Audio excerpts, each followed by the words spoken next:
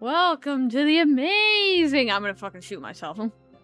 Anyway, we're doing the rest of this. That I kind of don't want to do because it's long. Can I, like, TP to this, please? No. Guess I'll just go fuck myself!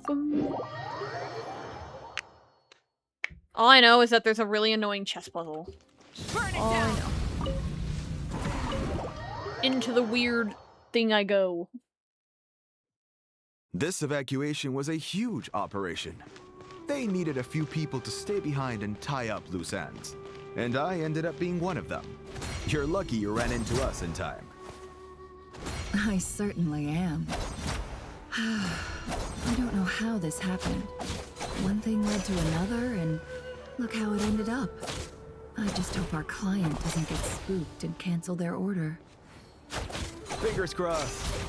But either way, life goes on, and we all have to make a living somehow.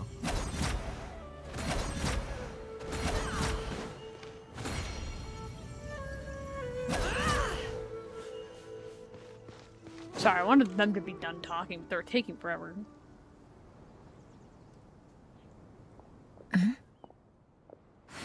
I know you're ruining everything. Fuck off. Hands where I can see them. General Mahamatra! No, wait! What are you doing?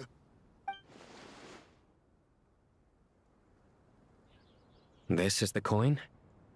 Good. Way to ruin Sadly, everything. you won't have the chance to spend it. Nicely done. Looks like Sumeru's Matra are a well-oiled machine nowadays. Unmarked gold coins are quite difficult to trace. Thanks to you, we have secured the evidence. Here's what's gonna happen.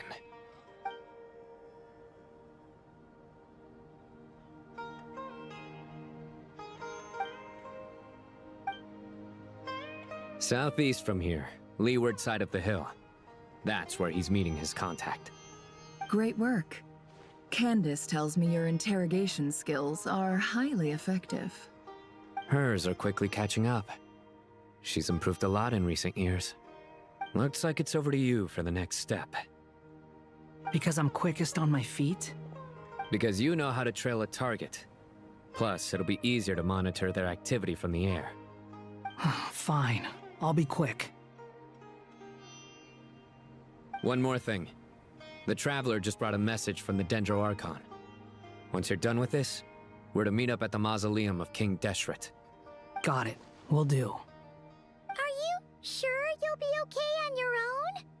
Gee, I don't know. Maybe you should come with me. Okay. Then Paimon's coming with you. Really? You do know this is a stealth operation, right? Meaning, you have to be quiet? Paimon? Are you sure about this? Well, Paimon at least wants to give it a shot. Like everyone says, if you never try, you'll never know. Besides, being the best guide in Tibet has to count for something. This should be a piece of cake. Fine. Join me if you want. But be warned. If anything goes wrong, I'll have to gag you and shove you into a bush. No need! Paimon will be super careful. Promise! Good. Then what are we waiting for? Let's go. Ah! Coming!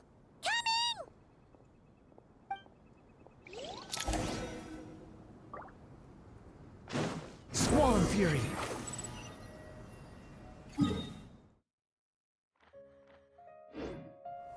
Oh wow, I actually have to walk that. Guess I'll just go fuck myself! Behold! Hey, I'm your buddy King. So right there in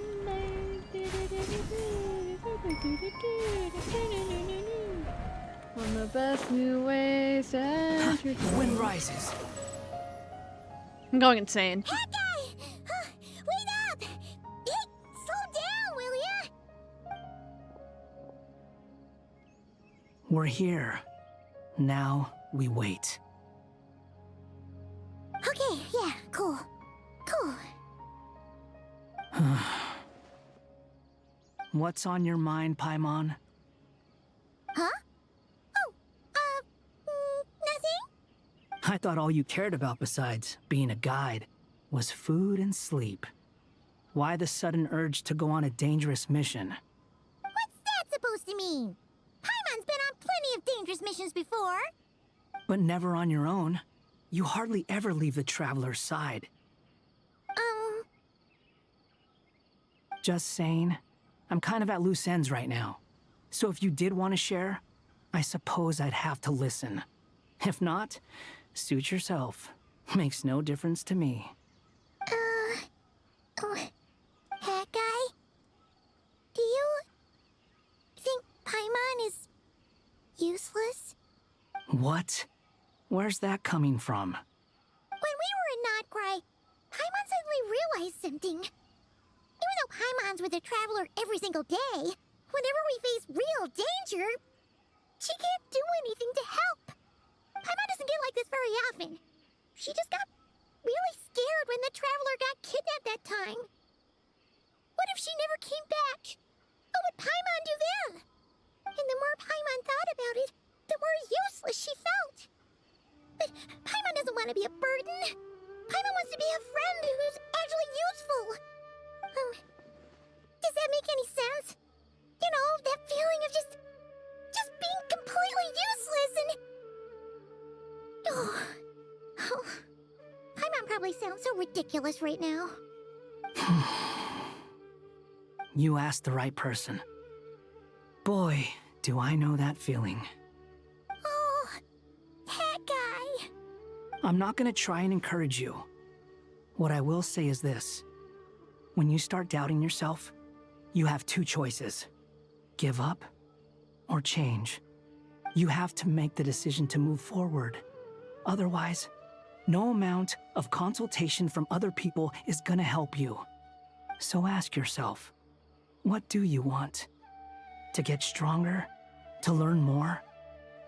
Whatever it is, go do it. You won't have any regrets if you can at least say that you tried. Oh, all right. Something's not right. Shouldn't they be here by now? Paimon, is it just me? Or is it a little too quiet around here? Should Paimon take a look? We'll give it another hour. If nothing happens, we head back. Okay.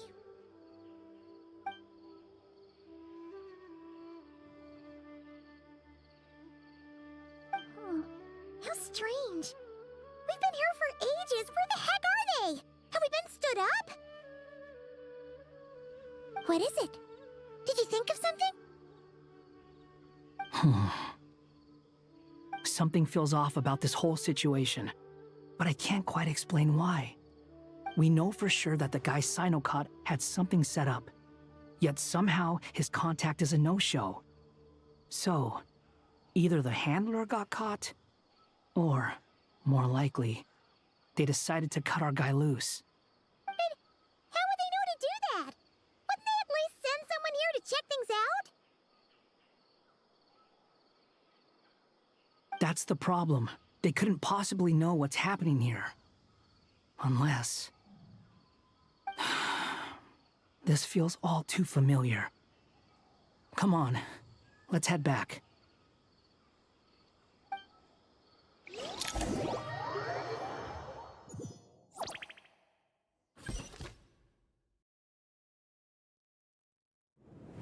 Even though this isn't a formal meeting, I'd still like to start by saying how grateful I am to each and every one of you.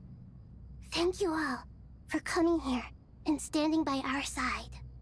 Shesipank and Bennu are currently assisting the scholars with the maintenance of Aru. Please forgive their absence. As for Hermanubis, may he rest in peace. We remember him with great fondness. There have been times when I imagined what it might be like to meet you all.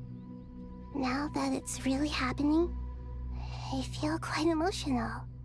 Time has taken many things away, but that which remains is all the more resilient. I must say there is one thing that rather surprises me. You appear to be in good spirits, Lesser Lord Kusadali. But even so, I can sense that the life force given to you by the Dendral Dragon has far from fully resolved the problem of your vitality. Oh no! So even Apep's power didn't work? Don't worry, Paimon. It worked very well indeed. The issue is how closely I'm tied to Irminsul. Until the problem with it is resolved, there is no way I can fully recover. Sumeru has undergone tremendous changes during your absence. When gods pass away, inevitably, people's faith in them grows weaker. You must have sensed it already. Your power is not what it once was. Regrettably, this is true. I too have grown weaker due to the effects of Irminsul. Right now, we're all in quite a sorry state. Then what do you suggest? We take all the help we can get. Sumeru is our shared home. You and I, gods and humans alike. We must unite all our strength in this moment. Though Al-Ahmar is no longer with us, the alliance between the three gods remains in force. Regardless, as subjects of our king, we have a responsibility to support Sumeru through this catastrophe. Not to mention that it was the people of Sumeru who released us from this prison of Aru. Times have changed, and the people of today possess greater wisdom than those of the past. You really know how to give a rousing speech, Koti. Now then, let us learn more about your plan. The brightest minds of the Sumeru Academia are busy opening and renovating Aru. They claim it has something to do with Irminsul? Correct. Irminsul has existed in Teyvat since the very beginning. But during the Age of the Dragons, it did not possess the significance it holds today. After the heavenly principles arrived, the power of the Light Realm was divided into elemental energy, and Irminsul was refashioned as a device that records and preserves all information. Since then, everything in this world has been inextricably linked to it. As the Dendro Archon, I have a duty to protect Irminsul. To Sumeru, it is both a national treasure and undeniably a major threat. Teyvat has seen many upheavals in the last few years. The most recent of these was a major crisis in Notcry, which forced Sumeru to be even more vigilant than usual. I made sure to monitor all the pathways through which an outsider could potentially transmit themselves into Irminsul. But despite my efforts, a major problem still arose within. I still believe that someone has actively invaded Irminsul. But rather than taking any of the pathways I referred to, the intruder chose instead to utilize the most direct route. And the only one that cannot be protected against. By entering Irminsul through death. I see what you mean. You cannot simply stop all deceased souls from returning to the ley lines because of a potential invasion that could occur at any time. That's right. As important as it is to guard against external threats, I couldn't allow myself to stop the souls of the departed from finding peace. Please, understand how difficult this predicament was for the Dendro Archon. Defense has never been an easy task. After Irminsul was invaded, my authority was quickly restricted. Soon after that, the tree began denying access to any connections. I'm sure you feel responsible, but you are not to blame. No one can predict every possible disaster. There will always be trials and tribulations for the world to endure. But the people of Sumeru should not have to endure this. We must find a way to break through the lockdown and connect to Irminsul. And this is why you need Aru. Yes. The only thing in Sumeru capable of rivaling Irminsul in terms of overall function and performance is Al-Ahmar's legacy, Aru.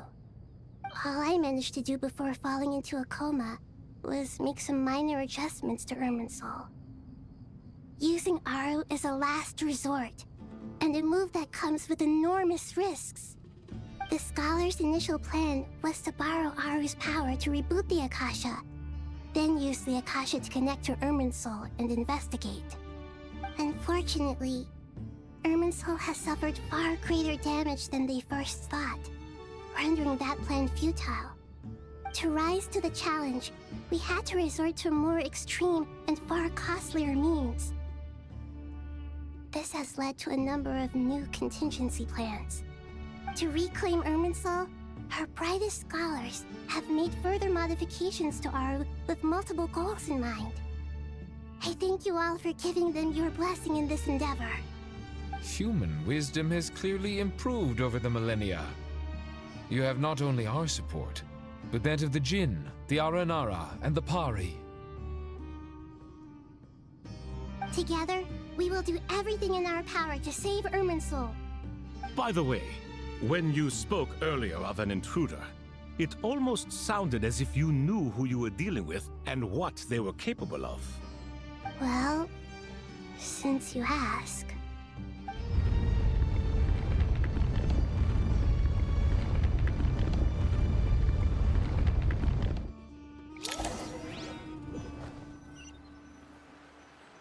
Ah, it's time for some bullshit.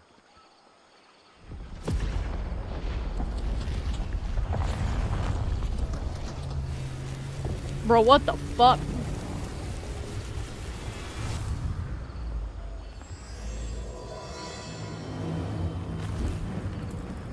Ah, shit. It's burning.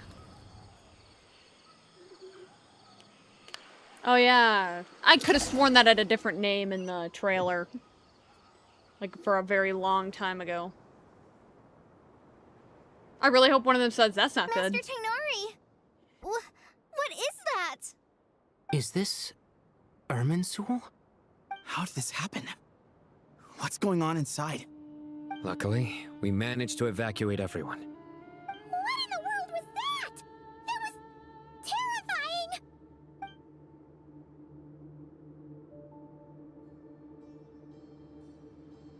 Oh my.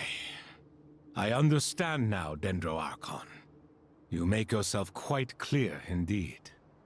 Not once over the millennia has Irminsul been so terribly afflicted as this. Please continue, Dendroarchon. Irminsul's root system is what comprises the ley lines. In the past, it has always been hidden away, going unseen by the general populace. But now, an evil intruder is making it reveal itself. It has become a tree of unbridled greed. A clear sign that a deranged experiment has advanced to a new stage.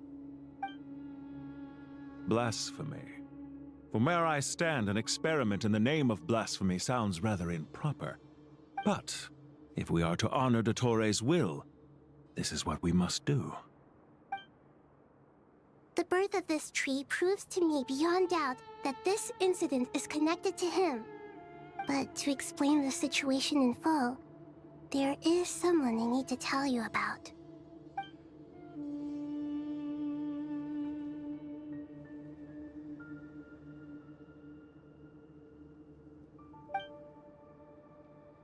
Zandik.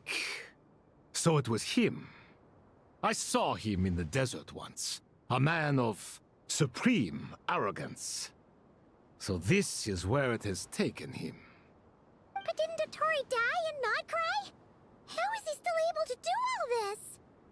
He must still have loyal followers amongst the Fatui. Even so, I'm still unclear as to how he has been able to wield such a profound influence over Irminsul. I can confirm that Fatui forces have arrived in Sumeru City. Furthermore, Irminsul seems to be undergoing some kind of mutation. Evil branches are beginning to grow. Things that do not belong to this world are slowly but surely materializing. Sorry, I couldn't think of any other word to describe it. They don't seem to be fully formed physical entities yet, after all, but they are gradually becoming real. A baleful tree climbing up into the heavens. Speaking of Dottore, I have some information on that front as well. I didn't think it was wise to state this out in the open. But my theory is, the mole wasn't cut off after he was caught. They wrote him off from the beginning. You mean the Fatui never intended to follow through with him? Then why plant a mole at all? It's hardly a conventional strategy, and the rationale behind it is pretty twisted. But as it happens, I know someone who works exactly this way. And when it comes down to it, his goals are very simple. He just wants to confuse people, so they can't figure out what he's up to. He's been a collaborator of Dottore's from the outset. That fact alone confirms that Dottore is involved with this somehow.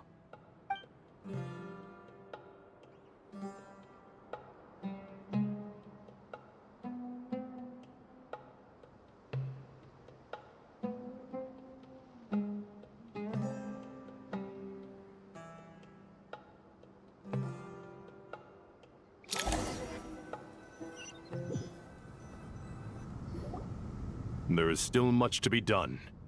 Everyone, please remember our core strategy. As per the discussions, the following groups must act immediately.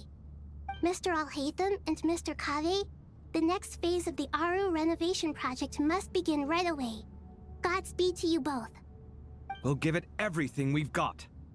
The plan looks feasible, but the implementation will require certain resources. General Mahamatra Sino and his team will help to procure the materials required for modifying the terminal. No problem. I've already spoken with Sethos and Hat Guy, and they've agreed to assist me. This kind of thing is best left to the fleet-footed, right? Hat Guy? If it's efficiency you're after, we're the right people for the job. Following up on the elemental energy amplifier we discussed, Ms. Dory, I assume you're the one most familiar with the status of this project. Aside from the Dendro Archon, of course. Yep, that's right. Leave it to Lord Sangama Bay. Got it. Well, I'd like Madame Farazan, Kale, and Nicole to support Dory on the technical side. You can count on us. Will do. Rest assured, I'll take good care of Kale. Dia, Candace, and Nefer, you'll be in charge of negotiating between the various parties. I trust you remember our goal. You bet. We can handle it. Good. I believe that covers everything. Tainari will provide ad hoc support as needed, if that's okay. Poor Tainari. Must be tough being Nephis' student. Getting bossed around all day, every day. Hey, don't try and drive a wedge between us, you old rascal. All it says to me is that Master Nephis has faith in everyone's abilities. While I'm nominally here as backup, I doubt there will be many situations where my help is needed. Exactly. Finally, Traveler, you and I will head to the border between Sumeru and Natlan. Once that task is complete, I'll be asking some of you to accompany me to the Eternal Oasis. The Eternal Oasis? I thought that was just a legend.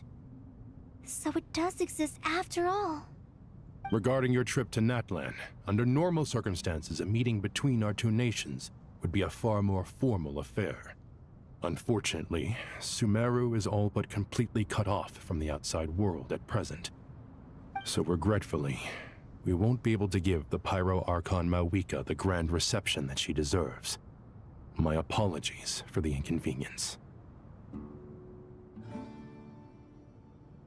No point putting too much pressure on yourselves. That goes for everyone. Right. Especially you, Dendro Archon. I'm sure you're still feeling quite weak. Don't worry about me. The Dendro Dragon's life force will sustain me. Plus, we'll be there every step of the way. Nahida will be just fine. Yes. I believe in myself. And I believe in every one of you. Well, time to get going.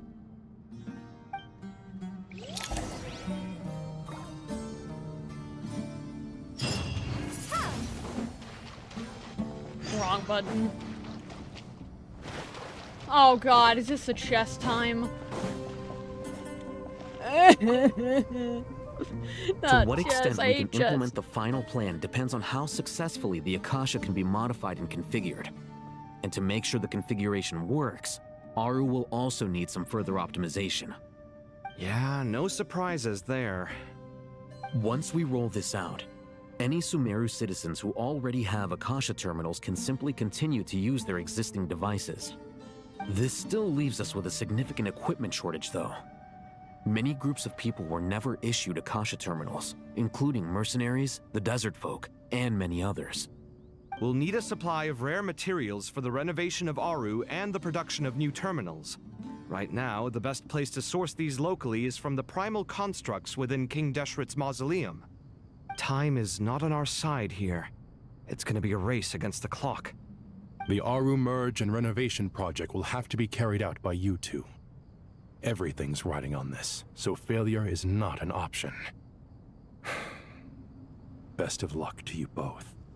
As discussed, General Mahamatra Sino and Mr. Hat Guy will source the required materials. Mr. Sethos is quite familiar with the layout of King Deshret's mausoleum. With him accompanying them, things should go quite smoothly. I have every confidence. In the meantime, we may as well take a breather. Makes sense. There's not much we can do until the materials arrive. Get information and stay close. What is this, boot camp? Knock it off. It's just Sino being Sino. You know what he's like. Everyone clear on our mission objective. Look at the excess primal constructs, dismantle them, and extract the required materials. And King Deshret's 7 pillars agreed to this? If they're just sitting there doing nothing, we might as well put them to use. Thoth's words, not mine. Jesus Christ, you see the whole temple at this point. Behold!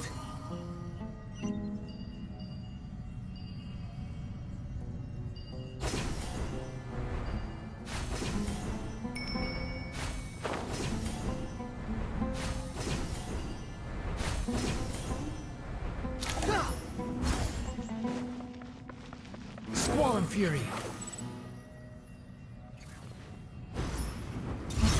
Cry louder. Way ahead. To Al Akbar. Nowhere to run. Judgment is upon you. I genuinely hate these characters, so I'm gonna end up playing them like, you know, we're just gonna only use Wander. I'll be fine. Upon the gale.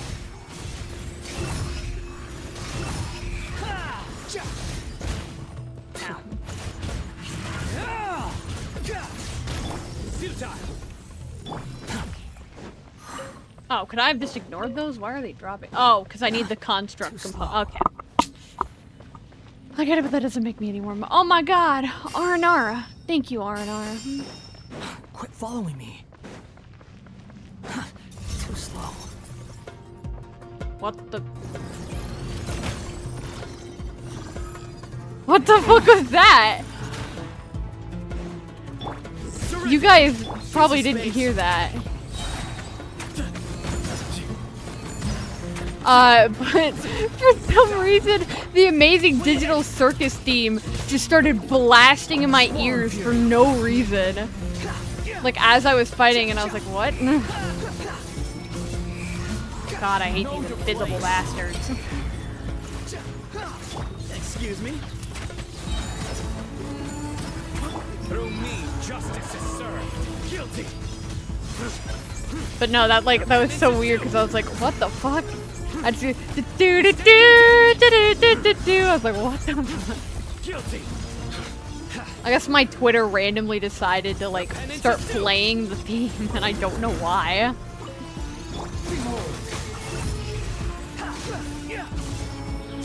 Which is funny because I wasn't even on Twitter.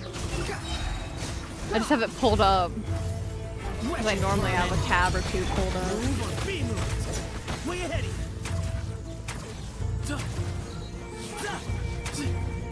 Oh, you don't have enough elemental energy for your bullshit. I hate these motherfuckers more than Satan themselves.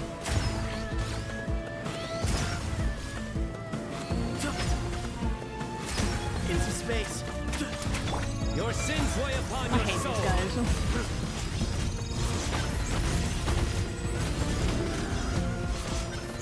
These devices should still be usable even though they're broken down. Let's take them back for the others to review. Yoink. Yoink. The wind rises. You know, why didn't, like, this crisis happen sooner so I never had to fight these motherfuckers? The Arananaras! Thank you, Arananaras. I'm glad someone here's fucking helpful. Excuse me? Giga Chat Arananaras. Arananaras are out here doing God's work. Thank you, Arananaras. Ah, fuck me. Can't you, I don't know, calm these assholes down? Way ahead. Surrender. Ow. Oh, there's an invisible barrier here. I'm gonna die.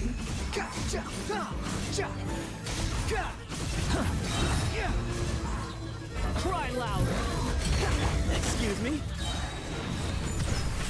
Behind you. Nowhere to run. Damn, he had a fatty actually. Guilty. Your penance is due.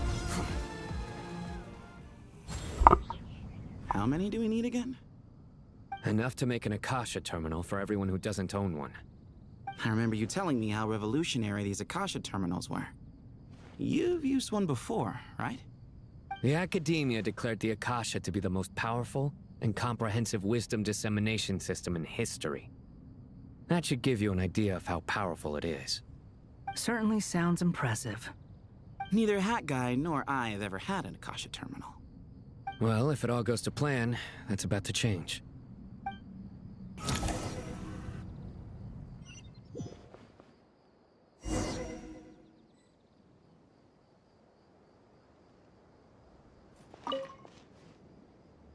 Oh, goody! Thank you so much for handling the delivery. What a long way it was. You've really outdone yourselves. I'm well aware what a bumpy, dangerous journey it must have been. Now, I would have loved to oversee the process myself, but of course, those of us who know the plan can't leave the mausoleum. Oh, trust me, I'm patting myself on the back for my assembly work here. Simply flawless work. But will you really be needing all of this? According to our plan, yes, this is the quantity required. I have no complaints about the quality either. Only the price. So expensive. I heard you covered a lot of the funding out of your own pocket. Oh, that's an exaggeration. The Academia provided most of the funds. I just offered a small token of my goodwill. Of course, the real tragedy is how little profit I'm making on this. You know, it's a serious crisis when you can't even make money out of it. It's really quite a beautiful design. And I'm intrigued by how such a diminutive device is able to output the power of the Light Realm. Did you attend the lecture on Light Realm energy, Madame Farzan? I don't believe I saw you there. Of course I attended. I was just a little late, so I had to listen to the whole thing from outside the back door. Ahem. Anyway, I have a perfectly good understanding of Light Realm, elemental and abyssal energy, as well as the relationship between the three. Good to know. Master told me in private that the conversion process between Light Realm energy and elemental energy involves highly classified knowledge that shouldn't be disseminated too widely. But even so, the scholars still shared said information. Oh, well, you can't enforce a rule that everyone breaks. Is that the idea? At first, the Dendro Archon was reluctant to explain it in great depth for safety reasons. Later, she came to terms with it, and simply informed my master that we would all have to face the question of survival together. To protect someone from such dangers means keeping them in the dark, but for someone to know and embody the wisdom within, they must understand its very essence. It's an information hazard. We're exposed to danger just by knowing the facts, and just like bait, it lures us in by offering us the solution to our problems. But if you're not careful, you'll end up pursuing it down a dark path. A tricky problem. But today, this big problem has been broken down into many smaller, more trivial ones. What do you mean? Ah, I get it. For instance, you and I share secret knowledge, while she and I take on the risks of life, death, and fate. Something like that? Hey, what? That is not what I call a trivial problem.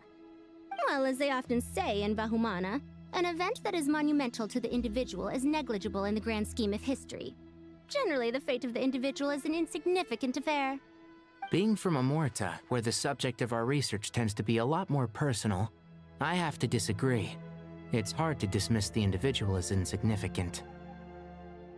In other words, the big problem of survival has been broken down into many small, interconnected factors, and each one of us represents one of those factors. When the same secret is shared with a group of people, the same fate binds them together. Most people would find this unimaginable, but to us scholars, this is the path that has always beckoned to us. Sharing knowledge is a good way to fight against fate. I will always believe in that. All right, I think that's everything. Thanks a lot. But don't go anywhere just yet. I'll still be needing you to calibrate the equipment.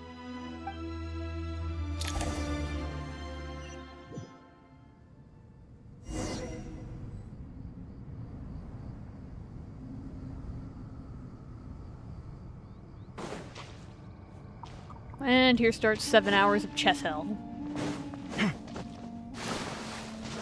Sorry, Kaveh, I didn't mean to make you go for a swim. At least I think. I know it's coming. Okay, so the materials are ready. We can proceed with the next phase. Alhaitham, how are you getting along? Most of the information in Aru is written in ancient desert scripts. Some of this is written in a tribal language, while other parts seem to be a variant of an Oasis script, based on the glyph forms. Oh. Not lost to history, I hope. Some are. All we can do is infer the meaning based on the rules of related languages. Although, this section actually fills in some of the missing historical record. I'm transcribing it so we can bring it back to the academia. After Aru started up, 2 more lines of text appeared here. Can you read them? Humans may not read what is written by the gods, except by not reading. Victory should not be easy to attain, for it symbolizes divine wisdom. Knowledge must not waver, for it has external borders. Is this a clue to solving a puzzle? Or is it being symbolic? You can't read it unless you don't read it. Victory is wisdom. Knowledge is confined by borders. Wait, I think I've got it. It's a metaphor, isn't it? It's talking about... a chessboard.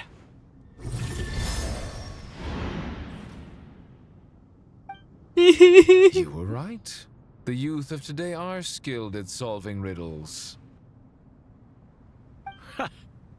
Have the secrets buried in the desert not been unearthed over the years all the same? Since Aru is a place reachable through wisdom, this day was bound to come sooner or later. Oh, I've always been against overly cryptic sentences. Don't you get tired of reading and writing all that? Ah, it's you 3. Just in time. We've been delving deep into Aru, and now this board has appeared. I've heard this was how you'd while away your free hours. You must be quite the experts by now in that case. It is true. King Deshret's chess games are some of the most well-loved of all his wonderful creations. If you have ever been to Safhe Shatranj, you may well be familiar with the chess pieces you see here.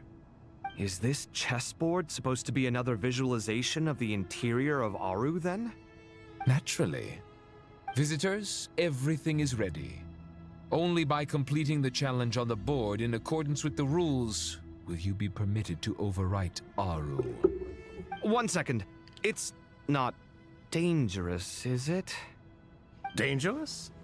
Why, yes, of course. I should be the one to go, then. Wait for me here. Sounds like the self-confidence of our present company has rubbed off on you. Don't be ridiculous. I'm your upperclassman, and that means I have to look out for you. I appreciate the sentiment, but a game of chess typically requires 2 players. Besides, I'm sure they won't let things get out of hand. Keeping things relatively safe is in your best interest too, isn't it? Fair enough. I mean, you guys are controlling the difficulty, so please don't go too hard on us, all right? Just like me for real. Ah, but Bennu said he wanted to put some respect into these whippersnappers. All right, all right. Thank you. Obviously, we'll still try to be careful. This doesn't seem like ordinary chess. Is the goal to defeat the opponent? No, you must enter the board and pass the trials we have placed there. Ready? Let's do it.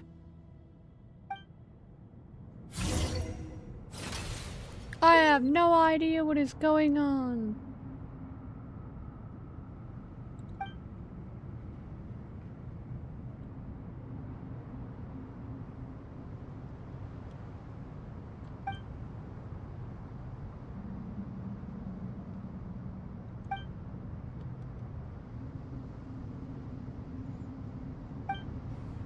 The first trial is posed by me. I don't think this is gonna stop us. Ah, but the key to this game lies in working together. Otherwise, you will be deemed to have broken the rules. Looks like it's up to me. Marak, can you open it? King Deshret's favorite primal construct. Living on in suitcase form, of all things. Amusing. Ho-ho! Excellent work.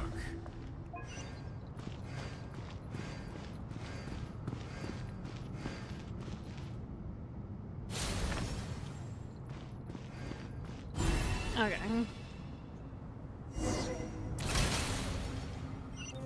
He was like, he did not Now seem is the fazed time by the for fact that my he turned him into that. Now, don't be nervous. I'll make it nice and easy for you. Really? Thanks in advance. We appreciate it.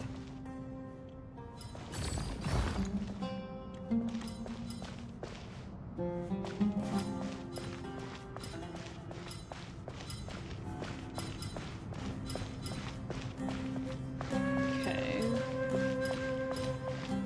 So what does Al-Haytham need to unlock? I see. I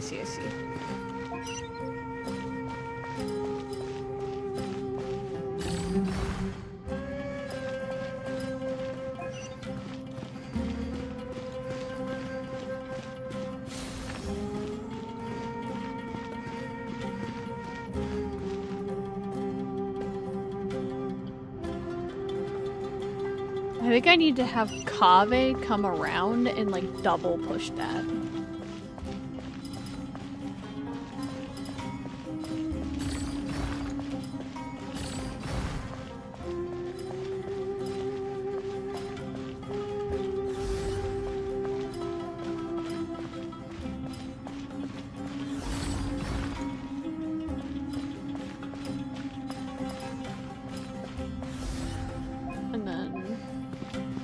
Yeah, Al-Haytham can come around here, which is not what I was going for, but that works out anyway. How many trials are there?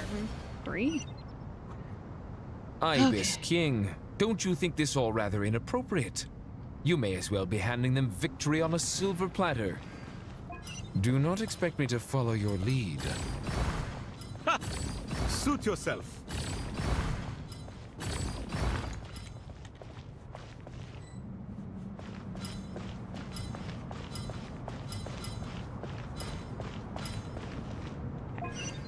I need Al-Haytham to get around here.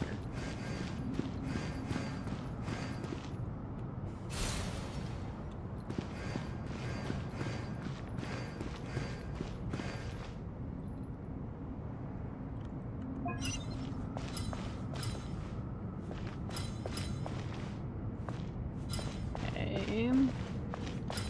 Can't enter there, and I can't push this. I'll leave that there for now.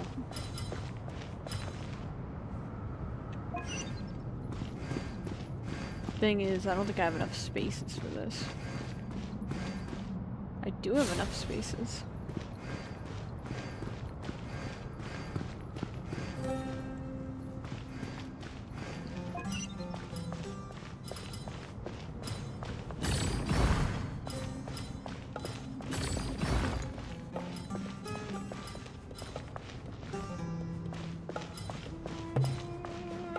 Can't move this, so Hatham will have to go.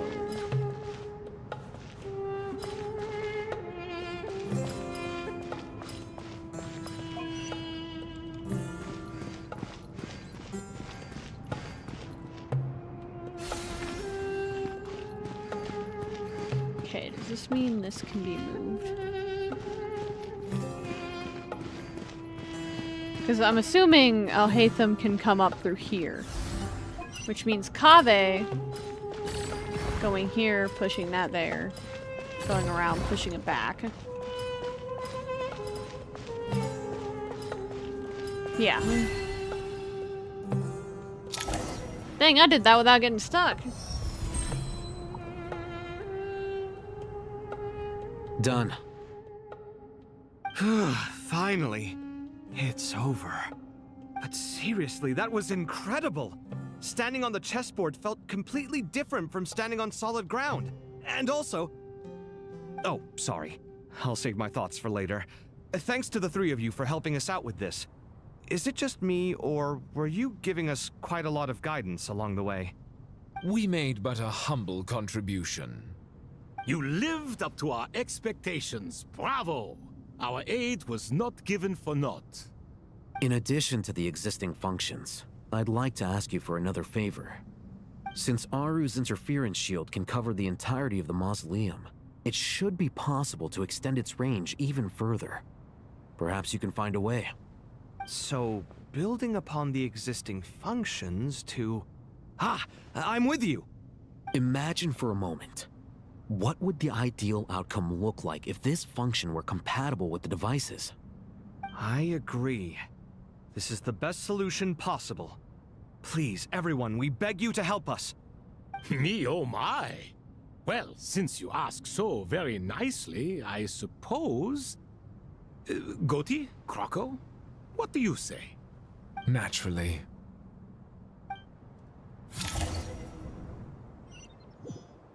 Time to go! Let's go find Nahida!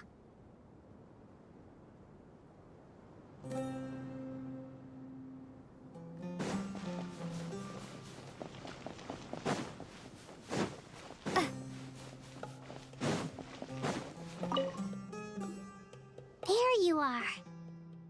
Miss Nicole truly is an angel. She shows great wisdom in guiding others, and she has already sent word to Natlan on our behalf.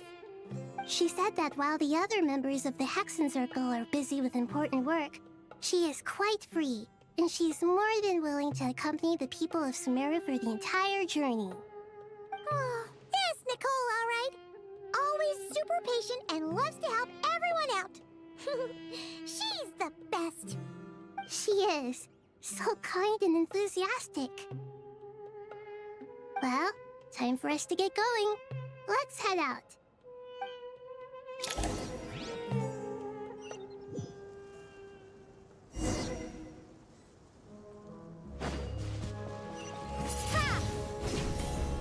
Why do we keep putting shit so far away and in such fuck-ass places?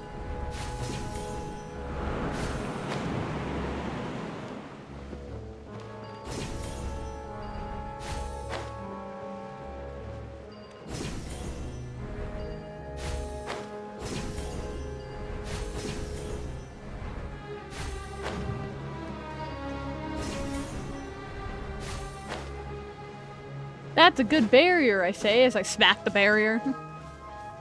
Has the sun always looked like that? This should be one of the closest places to Natlan in all of Sumeru. There's the barrier Nicole and Nefer mentioned. It completely cuts this nation off from the others. But why? Why separate you from the rest of the world now, specifically? And if I'm not mistaken, Irminsul was polluted once before, wasn't it?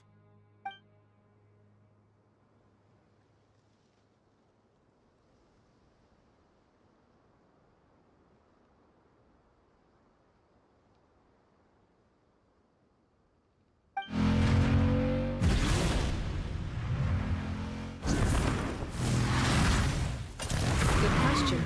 I'm wondering the same thing myself. That What an voice. entrance.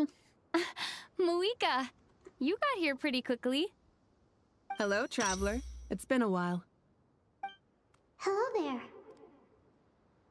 Hello, Dendro Archon. Muika, I apologize for asking you to meet at the border on such short notice.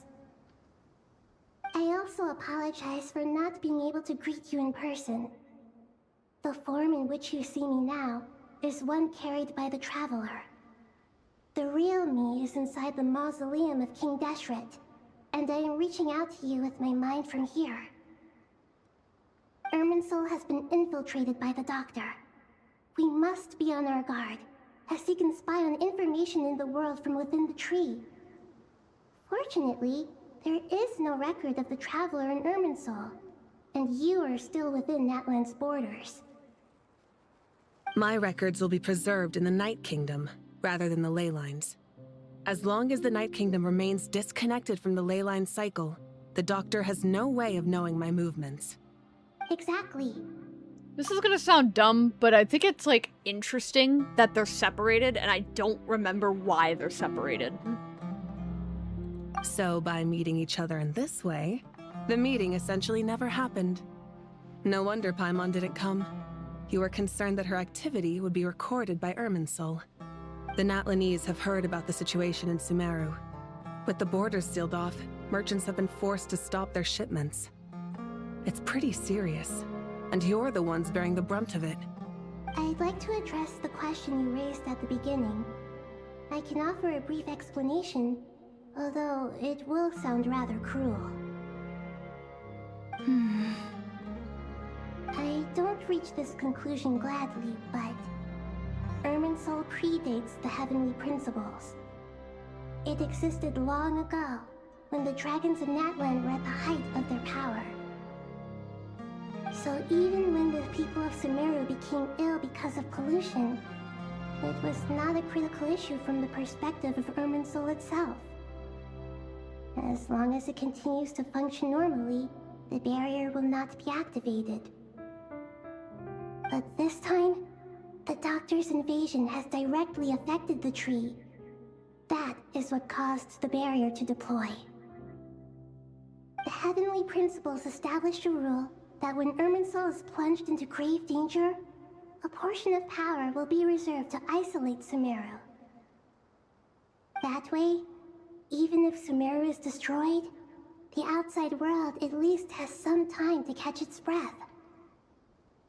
We'd certainly need it. The Heavenly Principles created almost everything that exists in Teyvat today. To them, preserving the existence of the world and its inhabitants takes priority over protecting Sumeru. Meaning, protecting Sumeru now falls to you. Yes. My own power may be limited, especially compared to yours. But that doesn't mean that we're just gonna sit around and wait for the end. If necessary, I will utilize any and every means at my disposal. Nicole of the Hexen Circle didn't say exactly what this meeting was about. But after hearing everything you've said so far, I think I can guess where this is going. That's right. Nahida and I discussed it at length. We both know how presumptuous this is, but... You need the pyronosis, don't you?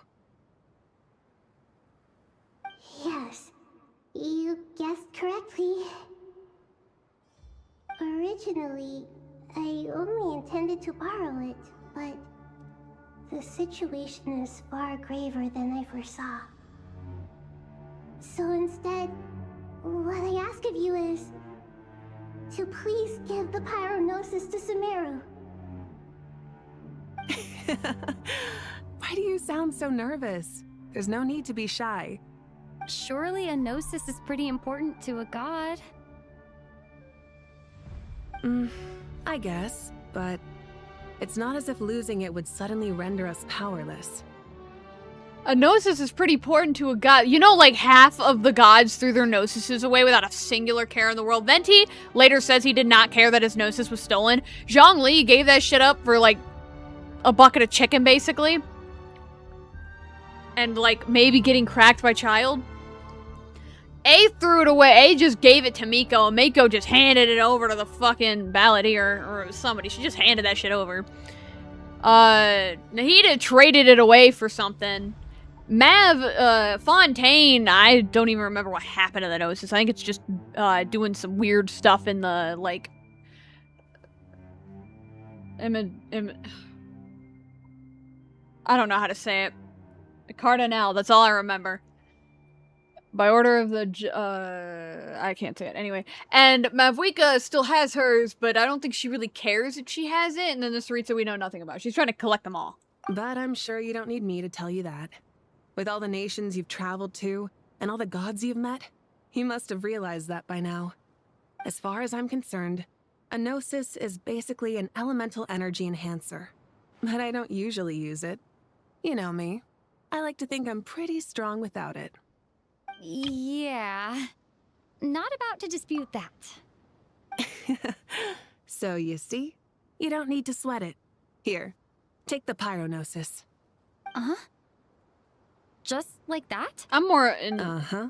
Just like I'm looking that. at the tattoo on her neck. I didn't To tell the notice it. truth, I've always toyed with the idea of giving it to someone who needs it more than I do. I know you accompanied Nahida here to try and increase the chance of success. It's a good thing you did, because your involvement is one of the main reasons you've managed to persuade me. Are you sure about this? Handing over your Gnosis just because of me? Traveler, in Mav's defense, you literally saved her nation. I don't think she gives a fuck. I won't try to quantify it, but trust me. Handing over the Gnosis to Tumaini is far from the craziest idea I could think of. Besides, even if you hadn't come here personally, I think I still would have agreed to Nahida's request. Irminsul doesn't just affect Sumeru. It impacts all of Teyvat. I know all too well how difficult it can be to protect the things you care about. So logically, morally, or however you want to cut it, helping you is the right thing to do. You don't need to tell me the specifics of your plan. Where the Gnosis is involved, the tighter the secrecy, the higher your chances of success. Malika, my heartfelt thanks go to you and the people of Natlan. Don't mention it. But now for the hard part. How do I actually give it to you? The Irminsul barrier is right in the way. I have an idea.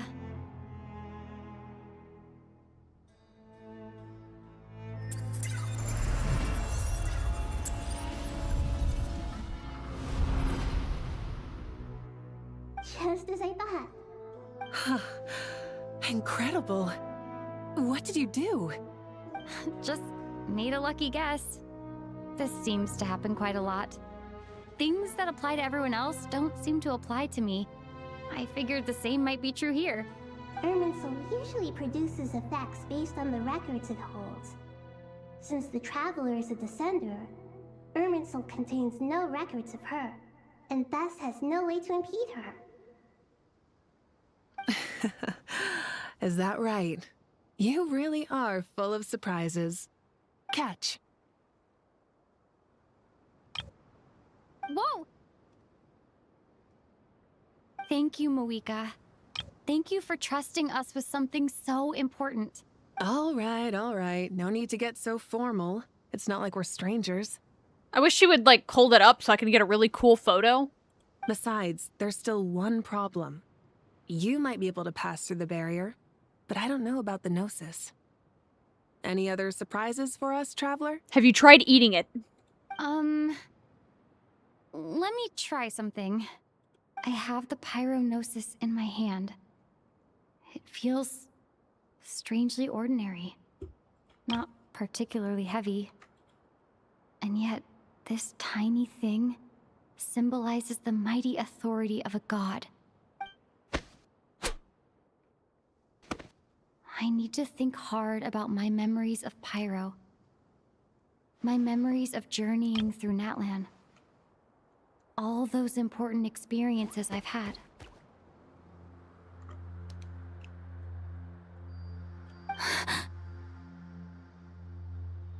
The Gnosis disappeared. Traveler, are you alright? I'm fine. I ate it. The pyronosis disappeared into my body, just like phlogiston. Maybe it resonates with you because you've mastered the power of phlogiston. You might not be recorded in the ley lines, but you're still our Tumaini. Whew.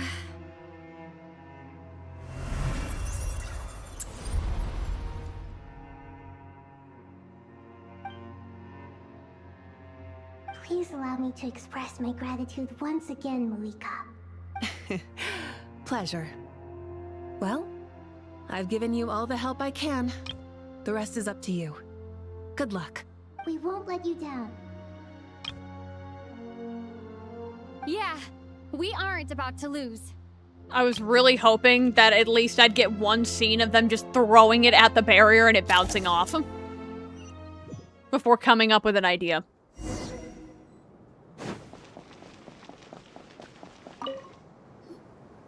Traveler, Paimon, how are you feeling? Paimon's a teensy bit nervous, but only a teeny tiny bit. Seems like she's gotten way braver over the last few years, huh?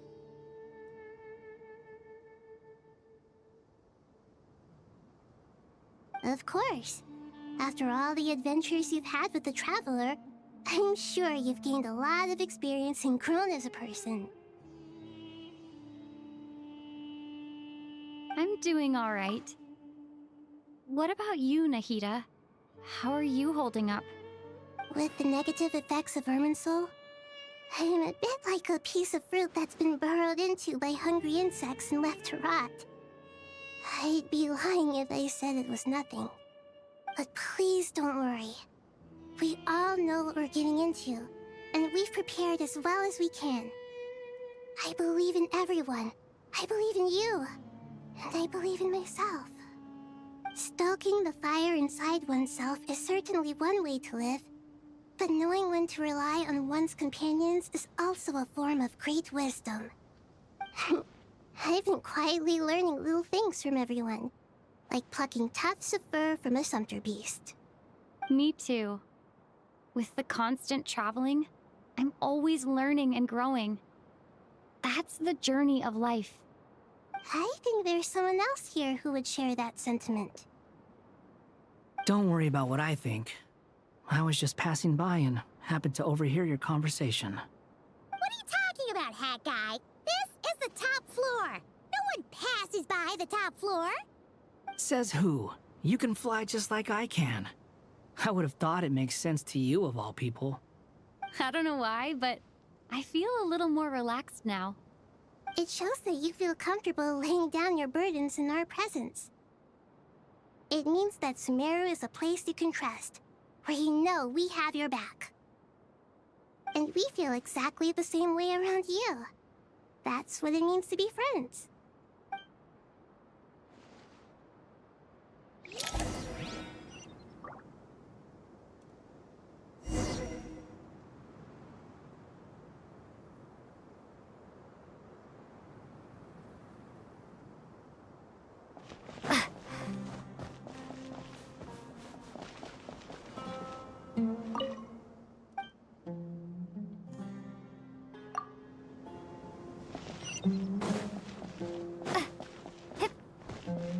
Why can't I just move on?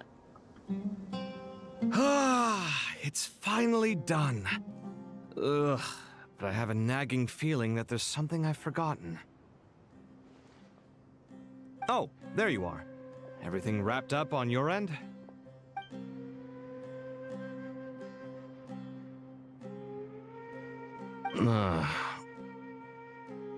Okay, fair enough. That was a pointless question.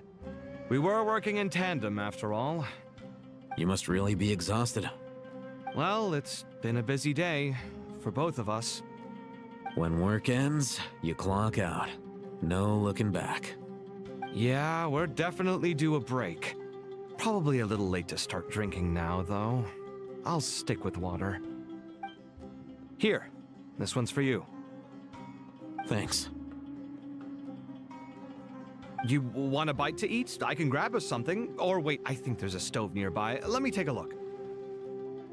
Are you nervous? A little, yeah. Unlike you, it seems. How are you not feeling at all nervous? Because everything that happens next is beyond my individual control. I don't worry about things I cannot influence. What do you mean, cannot influence? You're the one who came up with half of the strategies we ended up using. There's only so much I can do. I was only doing my duty. Was it like this last time, too? You mean with Azar and his accomplices? Yes and no. The situation back then was easier to control, but we weren't as prepared as we are this time. So the enemy is stronger, but so are we. I still vividly remember the way you interrogated me in the library after the fact. Where were you when Sumeru needed you most? If your memory is so vivid, you might also recall that it was you who came looking for an argument. You're often the one who initiates these things, you know.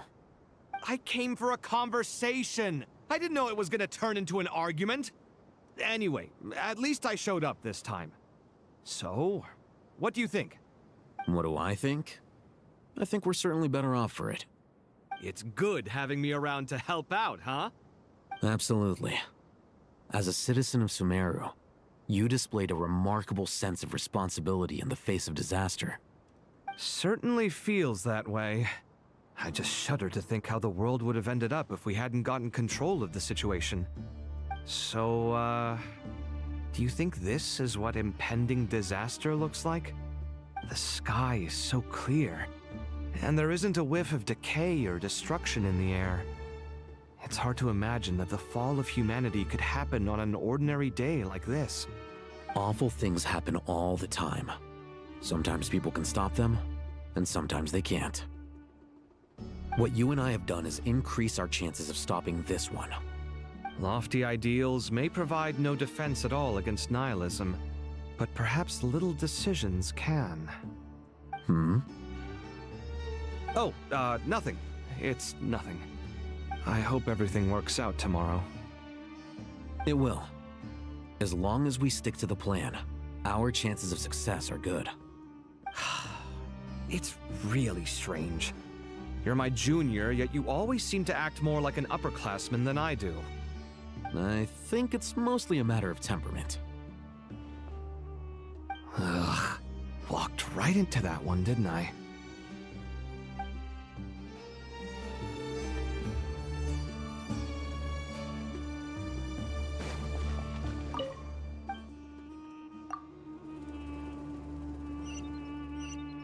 Maybe this takes me to the correct direction, or I'm gonna be really mad, actually. God, I do not want to talk to these two. We'll make our move after sunrise tomorrow. Good. Is everything ready? As much as possible. That'll be enough. Don't let the pressure get to you. We'll take things one step at a time. That's how we've always done it. Master Tainari! Mr. Sino! So this is where you were. I brought some juice and some water. Would you like some? I know how easily you get dehydrated in the desert, so you should definitely have some water. In which case, I'll have the juice. I gotta ask, though. Who's on juice-making duty at a time like this? Madame Farazan said she was feeling a little nervous, so I told her about the automatic juicer my friend invented. She took it right off me and started making carton after carton of juice. A juicer? Did Sucrose send that to you? Yeah. I hadn't had the chance to try it out before this incident occurred, but I couldn't bear to leave it behind in Gandharvaville. The juice is very sweet. I think so too. Kale, how are you feeling? Physically, I'm okay, but it just still feels strange to me. Why would a great power like this come to someone like me? I know the feeling well. That same question ran through my mind every day as a kid. At At least now, you have someone who can relate to you. All the more reason that you should apply for Spontamod. Tighnari fiercely opposes the idea, though. Those two things are completely unrelated. What are we all chatting about, Would anyone like any juice? Oh, you have some already. I had some earlier, ma'am. Maybe give the extra to someone else? Very well, very well. I shall be off then. There's this enormous power, and then there's little old you. You feel like there's no connection between the two. And that sense of dissonance is difficult to get used to. Yeah. But after all this time, I can't believe this stuff still gets to me sometimes. Makes me feel a little childish. Kale, just because we normally keep the conversation light, I don't think it's childish at all. Oh, You fuck, were I the had the wrong victim thing. of a terrible crime. It's normal to struggle with the fallout from it. You have absolutely nothing to be ashamed of. My professor once told me that no incident can be considered truly resolved until the victim says it's over. Your rage and your pain are completely justified. Thanks. Miss Nicole said that the same god remains which were once used to inflict so much pain upon me have now become a weapon with which I can protect everyone. It's like my own personal kind of evolution. Every innocent person who's been hurt needs time to realize that it wasn't their fault. I was the same. But it's all about to be over. Tomorrow, it ends for good. I don't know if you've noticed, but you rarely stumble over your words anymore, and your outlook has become much more positive. It's a big change from how you used to be. And since this isn't over, you can settle the matter on your own terms. It's time you seized back control. I believe in you. Yeah. Sumeru is my home. And it's so important to me. I have to protect it. No. I will protect it. And once you're done, how about you come back and apply for Spontamod? Stop it with the sales pitch, would you? Hey, excuse me. There are still 3 unclaimed cups of juice here. Why don't you take one each? Ugh, my arms are getting sore from carrying them around everywhere. Madame Farazan, why are you... Here, let me take them off your hands. Thank you, Madame Farazan. Drink up and enjoy my handiwork. I think I'm going to make something else now instead. Please, try to relax, Madame Farazan. Your nerves are starting to get the better of you. I know, I know.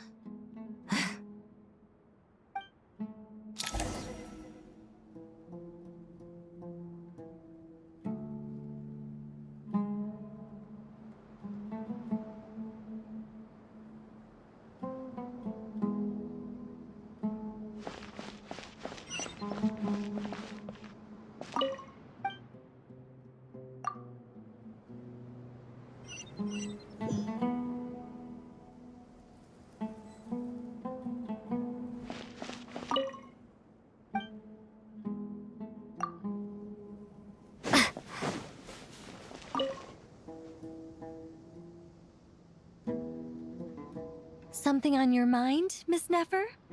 Nothing in particular. It's just... right now, the future feels strange and unfamiliar.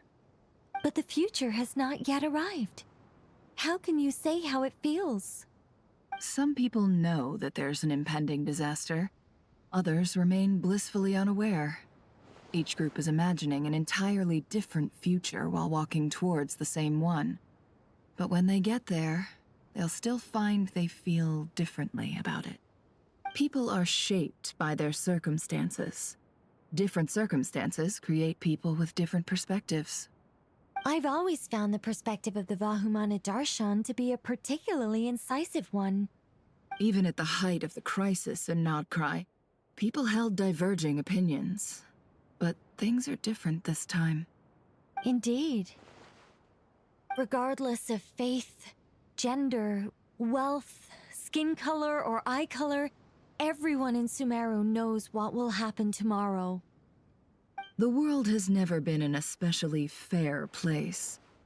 Yet now, against all odds, a moment of unprecedented unity and equality is about to take place. It's fascinating. If only my father could have lived to see this era. Era. To me, that term represents a much greater span of time. It can be an unsettling word. I would even say I'm afraid of it. Do angels even feel fear? Yes, at least I do. I fear the gap that grows wider with each passing day, and the never-ending flow of time. Time renders all memories insignificant and reduces all splendor to nothing. But those memories are the one thing I do not want to lose. You're very human in that regard. If angels draw too close to humanity, our wings burn away in the bright flame of awareness, and we fall to the earth. After spending so long among humans, I have lost much of my former glory. Maybe that's a good thing. You're more human than some humans are. I've been talking to Kale a lot in recent days. We seem to be in completely opposite situations. I suppose that makes us good case studies for comparison. Case studies for who? Myself, I suppose. After comparing the two of us, I suddenly discovered that I desired more than before. It was a gentle, pleasant sensation. Just as most people pursue glory and miracles, I too am pursuing miracles of my own. Guiding humans to make the miracles in their hearts a reality. That is my miracle. It doesn't sound so bad, does it?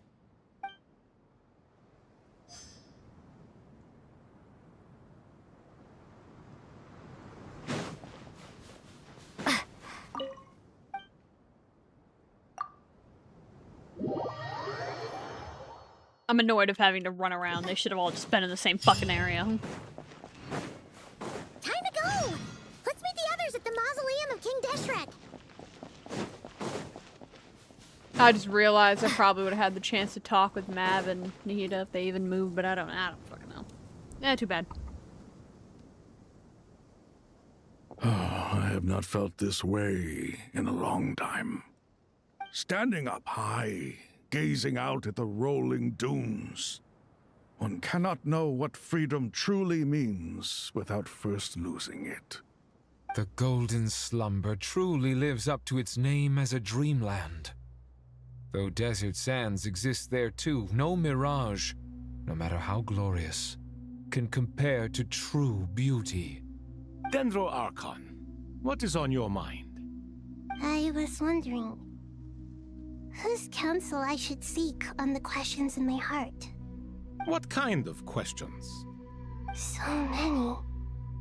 More than can be put into words. As I once said to a friend, we look, we see, and we comprehend. But the question still troubles us. What are the many disasters that this world faces, but the sum of all irresolvable questions? The biggest question you should be asking is how to seize victory. Yes. Although, I would express it differently. I must not fail. And so the question I am most curious about now is whether the path to victory will be an arduous one. What we declare to be a young sapling, we may, in fact, find to be a towering tree, if we would only cast aside our ignorance and look beyond the veil of time to see her true form. Nahida! We're here! Just in time.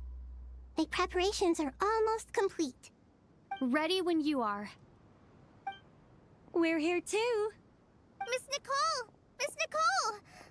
You run so fast! I thought I'd get a lot of exercise as a forest ranger, but I can barely keep up with you. Sorry. I got a little carried away. Lesser Lord Kusanali, the equipment is ready, and the modifications to Aru are all complete.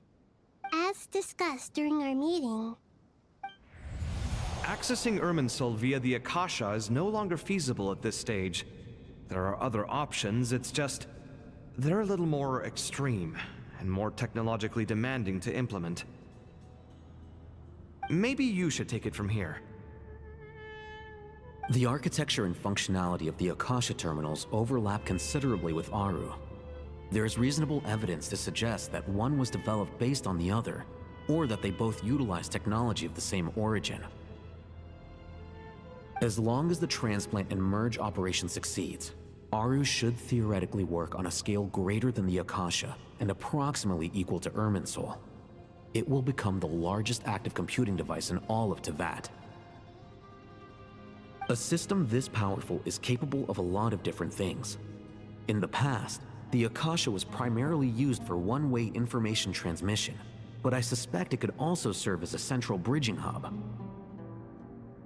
In the pursuit of greater knowledge, some scholars have attempted to connect their consciousness to Irminsul through the use of terminals, incense, and meditation. Correct. In academic language, scholars who reach that stage are said to have entered Satyavata life.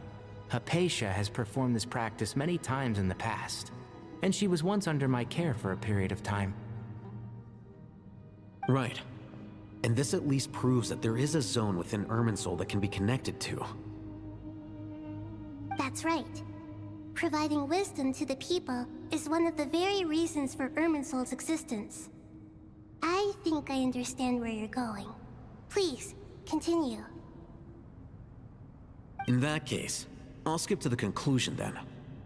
We need to further modify Aru, merge it with the Akasha, manufacture terminals, and distribute them to every single person we can reach. Every person? Even the desert folk? Yes, everyone. I've already calculated the amount of raw materials we need. So you mean we're going to get new Akasha terminals? Yes, but this time the people of Sumeru won't be using them to acquire knowledge, just to connect to Irminsul. That's the key. When we evacuated the city, we brought all the important assets from the House of Dana, in case we ended up needing them. Fortunately, this included the Akasha system's main terminal. We've checked all the relevant records, and one thing is certain.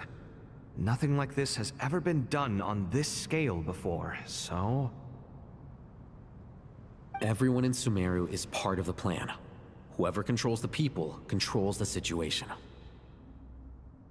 Since this function of Irminsul was introduced, it has only ever been made available to scholars, who don't constitute a particularly large group of people.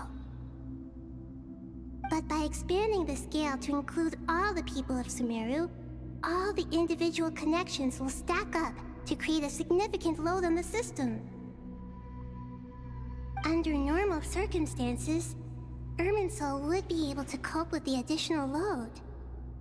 But with it already being under strain from other activities, its remaining capacity is limited.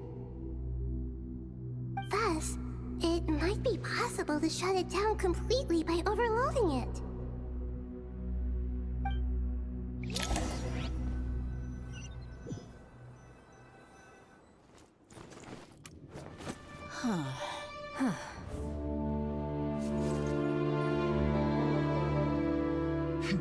Counting down. 3, 2, 1. Are you ready? Ready!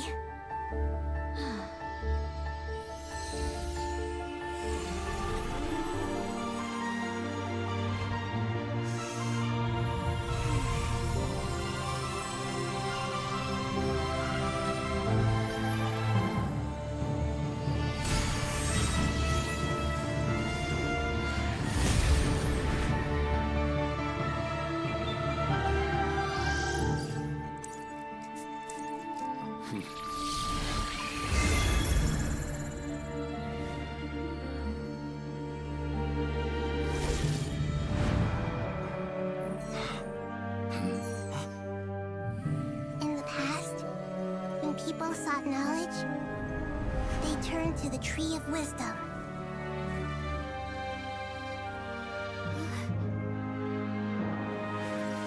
Today, we use it to save Sumeru and the whole world. These boughs that nurtured learning must not become tools for destroying the world.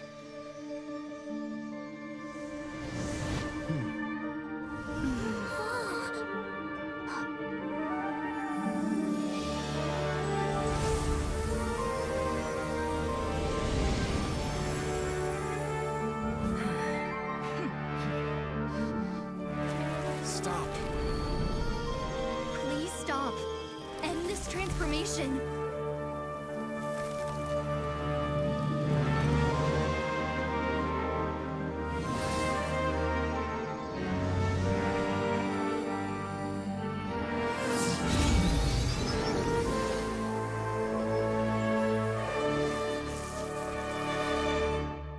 You would shut down Irminsul just to stop me?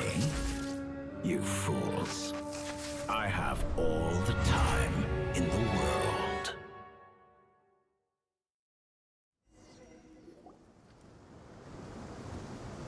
Success! The evil Irminsul tree has stopped growing! Great.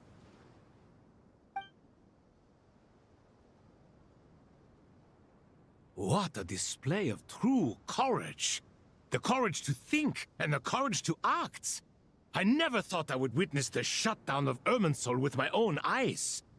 Perhaps this is human wisdom in action? Indeed, only humans could do such a thing. Gods are few and far between. What was once created for spreading knowledge is now used for another purpose. Huh. A rather ingenious plan. I am grateful to you three for your help. Only thanks to you were we able to extend Aru's interference capabilities to cover all terminals. Now, nobody who wears a terminal will have their activity accurately tracked by Irminsul. No matter how many eyes Dottore possesses, he will not be able to see us clearly. Now for the next step. I will need the help of your supreme powers once again. How might we be of service, Lord of Dendro? I need to reach the Eternal Oasis immediately. Right now? In that case, Ibis King, would you agree that this is a fine opportunity to dust off our old tricks? Never. I assume you have that chess set with you? You mean the one you gave to me as a gift? Asking for it back, are you? How could I? You misjudge me. I just wanted to show you another way you can use it. Connect to Safei Shatranj.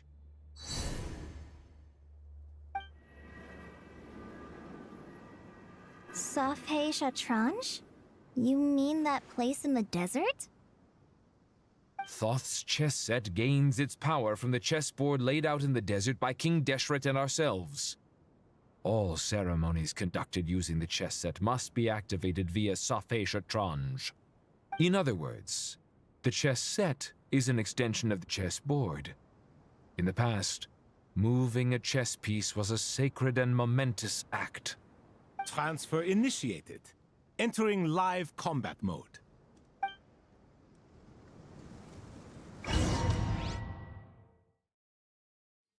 Oh god, please not more chess.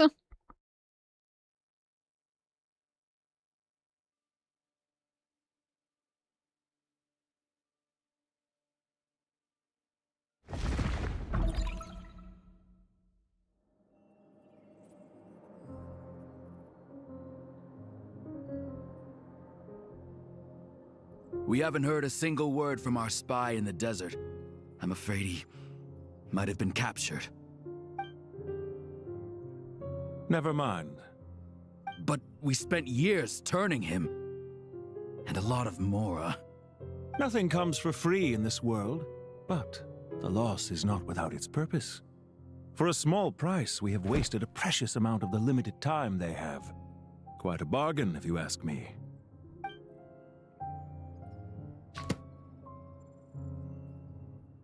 Understood. Weighing profit against loss is a necessary part of life. But to tell the truth, I have been operating at a loss since this all began. Since many centuries ago, in fact. For instance, why would a banker act as the executor of a will? If you hadn't deposited your personal belongings at Northland Bank, I would have no reason to be here right now.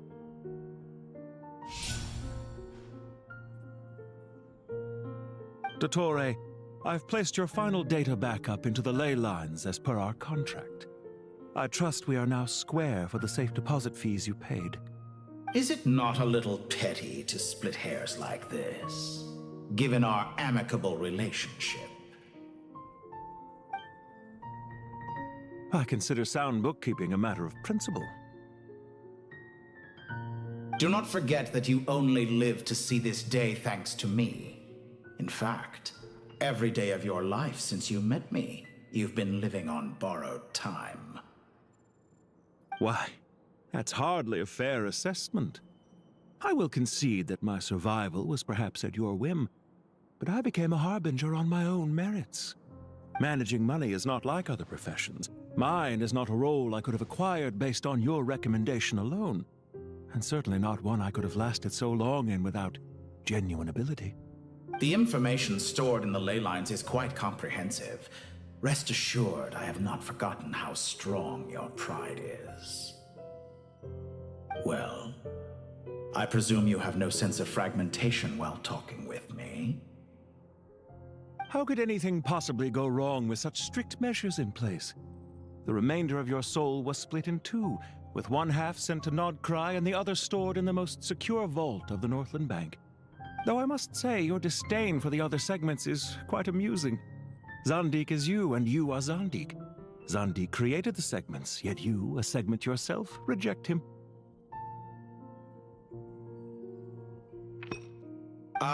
That is, Zandik, created segments of various ages in his later years.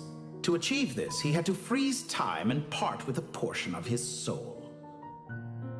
But as constructive as it sounds, it erases my uniqueness.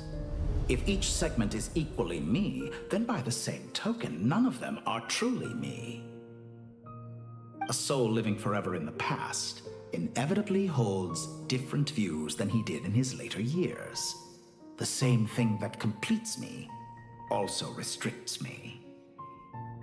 You too might ask yourself which stage of your life you want to be preserved at. The day your business failed? Or the day you were framed by a gang and sold off to a medical lab as a test subject? We needn't dredge up the past. This undesirable plan was eventually scrapped. Lesser Lord Kusanali was quite right. I needed an opportunity to eliminate myself. And after that, I concluded that there was no more effective plan than directly splitting the soul. Once the soul is transferred out, you will find that creating a physical body is far simpler than creating a puppet. The other half of your soul suffered a crushing defeat in Nodcry, you know. And yet in the process, I obtained the information I always wanted, did I not? Because now we finally know where the best testing ground truly lies. I once thought your ultimate goal was to ascend to godhood. But as it turns out, that was merely one of your experiments. Experiments take many forms. Most people are too eager for success, too fixated on the end goal. They forget that the experimental process itself is just as important. A suspiciously vacant seat, a new face. I trust you can put two and two together. The reason it doesn't exist is because someone tampered with the record. What can I say? After all your efforts, you really did uncover the world's secrets. So, is the new world you promised a lie? No, it never was. I am glad to be able to control Irmin's soul from within. Now I shall attempt to create a new world inside the existing one. Almost everyone faces the prospect of death. but not a single person has ever been able to experiment unrestrained in the afterlife through sheer force of will. I am the only one to have overcome this enormous challenge. Would I not be letting the world down if I didn't make the most of the opportunity to experiment? Clearly, the dividing of your soul did not affect the magnitude of your ego. Out of all the versions of you that have ever existed, this you is the most insane and the most radical. Is that why you chose to work with me? Which was it then? My insanity? Or my radicalism?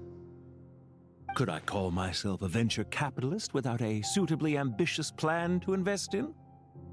Yours happened to fit the bill quite perfectly. Well then, I must say, while I am surprised enough that you showed up at all, what surprises me more is that you chose to present yourself as my former subordinate, and not as the banker Pantalone. Why make things harder than they need to be? Exposing my true identity in a situation like this would only serve to destroy diplomatic relations between Snezhnaya and Sumeru. I daren't imagine the consequences. Showing up in the name of the original antagonist gives you the recognition you rightly deserve, while also being sensitive to Snezhnaya's predicament.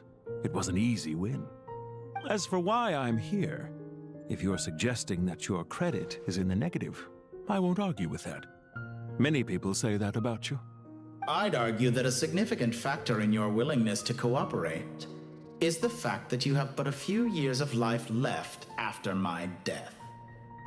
Living and dying together has a way of binding two parties together rather closely. Is it not true that a relationship should be judged by both the positive and negative returns it yields? So some of what I said actually made it into your head after all. It's true that I hope you don't die too soon, but don't you find that a strange thing for me to say? After all, you've already had quite a long life, especially for a human being. Let's not pretend that you're any more innocent than I am. Are we not the same in this regard? We both despise the existing laws of this world, and neither of us enjoy being under anyone else's control. Is it really so greedy to want the world to operate by a new set of rules? Of course not, my dear friend. And as I've said before, mutual interest is the foundation for the most reliable of relationships. You can attest to that. I just hope there never comes a day when I have to work too hard to prove that. Regreater, sir. People have been spotted approaching Sumeru City. How strange. Despite your access to Irminsol's data, it appears the soldiers noticed before you did. They must have found a workaround. Well, Dottore, I trust you know what this means. The fact is... They're coming.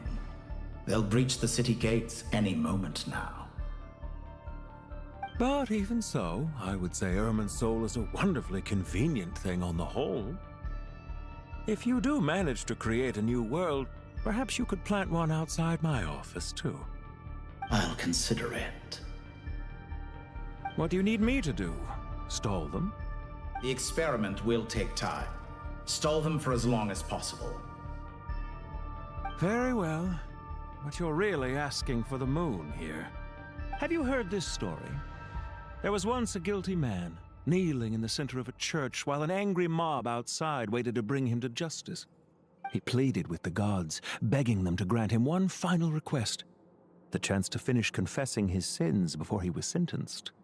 Many suns and moons passed, seasons changed, and still his confession continued, as if he intended to speak until the end of time.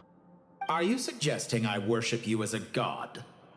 Or were you hoping that I might confess my sins to you? Certainly not the latter. That would make my life miserable indeed.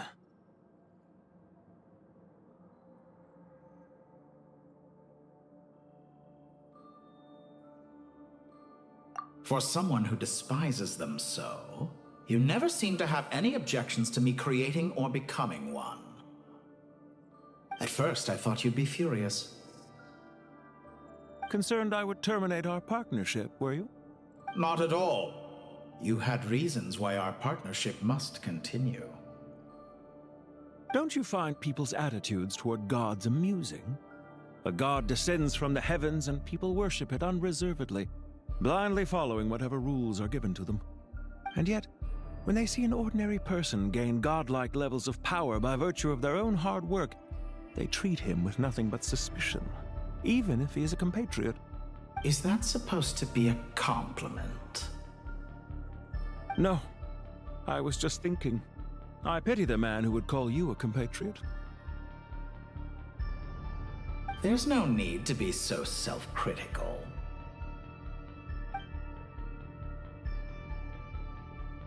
I know it's a little late in the day to be asking this, but how have you been keeping? I'm flattered that you would take the time out of your busy schedule to consider my well-being, Doctor. The part of your soul that went to Nodcry caused quite a stir, sending our organization back to the drawing board on numerous fronts. It was quite a headache for everyone involved. Dear me, I must have caused you no end of trouble. You certainly did. I had the rare honor of being summoned before the Tsaritsa with Pulcinella to answer for myself. A terrifying ordeal. Don't worry, I pulled through. At most, it's a public relations nightmare. I made sure of that. Now I'm curious. How did you explain yourself? Oh, it was quite simple. I just pinned the blame on someone who wasn't there to defend himself. I could hardly be expected to defy the demands of someone as insistent as the Second Harbinger, now could I? How you slander me.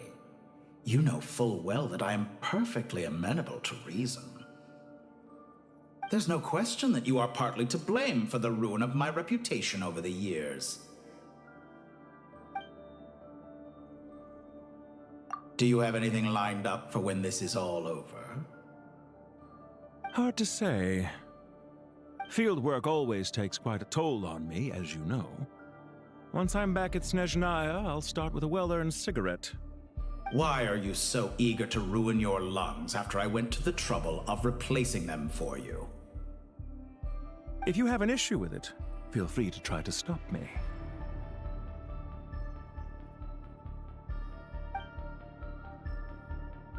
What's on your mind? The limits of humanity. It's a pity. Despite running countless calculations, I find there is simply no way to reduce any further the amount of one's soul required to sustain an individual. It's rare to hear you admit to being unable to achieve something. I beg to differ. For instance, as I've told you before, the original me was prone to motion sickness and couldn't make long train rides. Ah, yes, of course. One of the reasons you often sent yourself out on errands. What are you thinking about now? A new experiment. In the event that my soul was depleted, say we extracted my data from someone else's memories, yours for instance, and then combined it with your intact soul as the base material, what would we create? Such a scenario would be impossible. Oh? As long as your current soul survives, there will be no need to create a new individual. Don't forget, you were the one who approved of the present situation wherein only one Dottore remains. And if you ceased to exist, who would be capable of performing this experiment?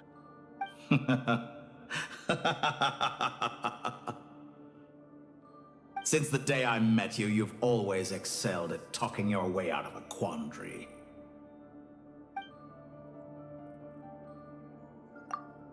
Isn't it a little too early to be saying goodbye? Not that I wish to keep you from your business, of course. Very well. Let's leave the conversation there for now.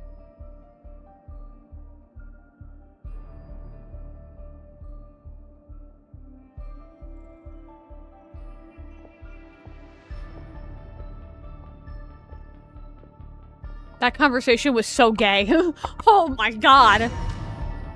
You guys know you can make out, right? Like, goddamn. But that's kind of funny.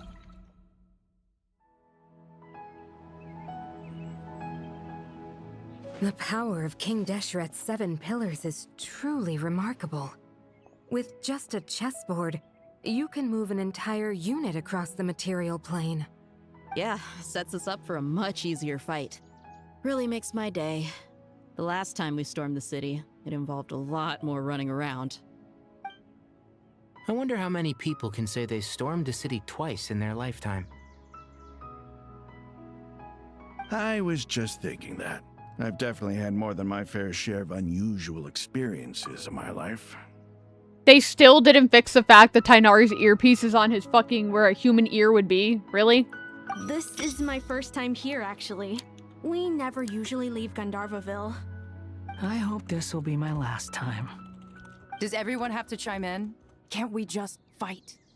What an amusing comment, my dear lady. Yet humans often alleviate tension via small talk, do they not? Whoa! Why is Candace's shield talking? Because the image on her shield is one of me. And I, of course, can appear wherever I wish to. Huh. Well, la-dee-da. Isn't that fancy? Could I get in on this? You wish for your gauntlet to speak? Why, certainly. Ahem. I think you'll find that it is I whose image is carved hereupon. Thanks. Definitely feel stronger now. You're welcome, my lady. I am glad to lend you my power. Sino, what's the situation? There are troops stationed at every entrance. As we expected. A frontal assault will suffice. Everyone, stick to the plan. We'll take the main entrance. You head for the House of Dana's side door. Move out.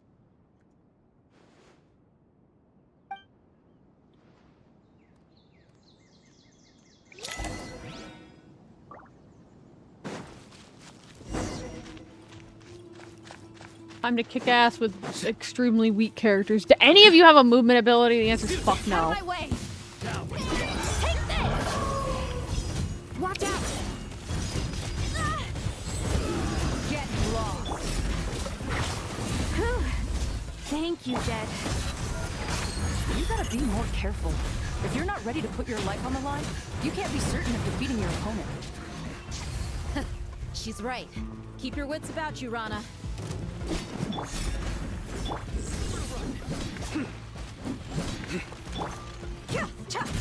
Oh my god, Jed is helping.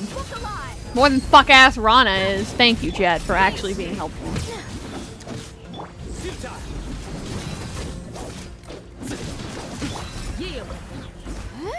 Yield to my shield!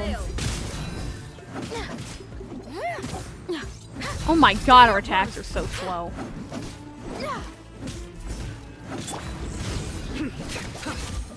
Buckle up.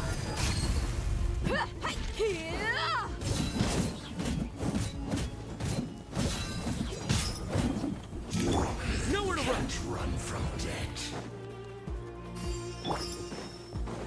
Take them out and secure the harbor. Reinforcements will arrive by water. Consider it done. Show no mercy.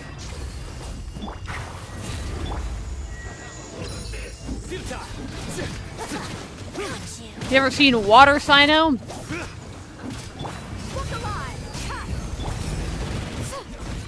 Nowhere to run. Winter. You need a hurry.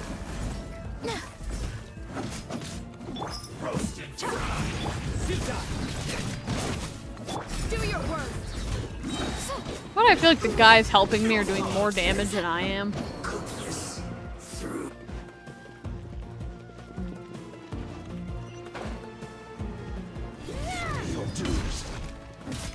Grant us your blessing.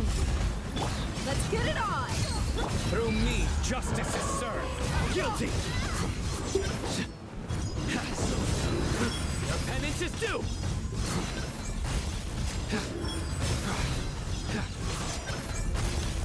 Guilty. Use of force authorized. Your penance is due. Has his ult always lasted this fucking long? Like, Jesus. Hear my prayer, please. You're dead meat.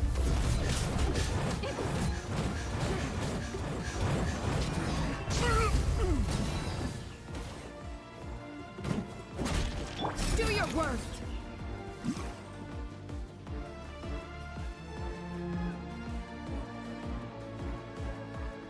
Waterway secured. Brothers! Sisters! Perfect. Just in time. Welcome. Once we've linked up, we'll continue the advance. The team has arrived at the north entrance, as planned. Good. Press on.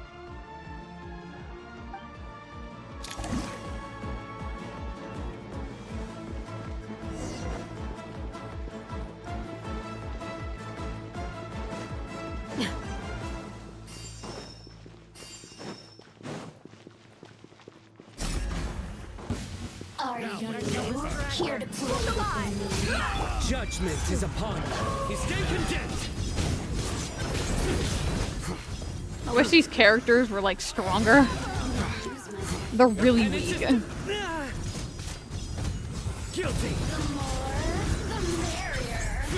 Stand condemned.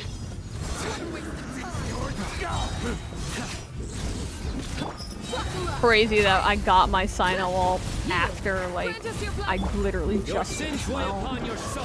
Your penance is due. Guilty. Stand condemned.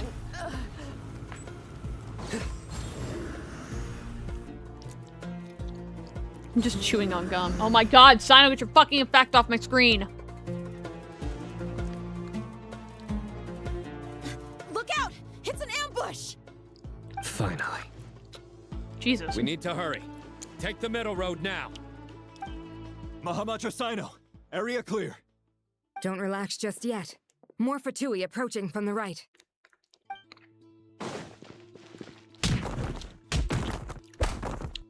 Irminsul cannot track our movements. Why couldn't you guys If do this necessary, earlier? we could split up. Don't worry. We'll wipe them all out. How come Jet isn't appearing on As you can screen? see, our people came raring to go. Good, good. How are things with the Traveler? Can Tainari keep her safe? Don't underestimate Tainari just because he's a forest watcher. He can handle it. I think she'd rather be escorting Alright. us. She's a little You know gay. That's not what I meant. Hey, let Jet be gay. It's Pride Month. Sino and the reinforcements have drawn the Fatui's fire away. It's our turn. By using a cluster leaf of cultivation, we can pass through certain terrain silently. Good luck with that. We'll just fly up there. Huh? Oh, yeah. Paimon forgot she could fly. You're literally permanently flying. Ready? Do you think anyone's made a mod that just replaces Paimon with Kane? Ready.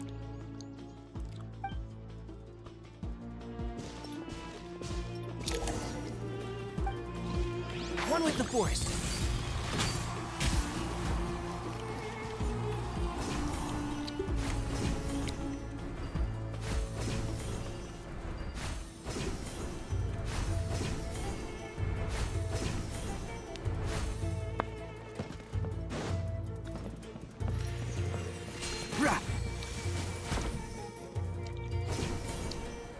I thought I was supposed to walk in there. Nope, we're going all the way up.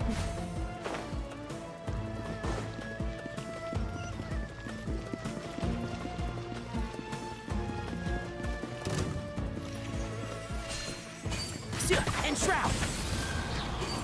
This ought to do it. Why do they always give me Pyro Traveler? Hey, dick. Why am I just getting like permanently comboed? That's like the worst part about Wanderer. Can't see? So Search for it.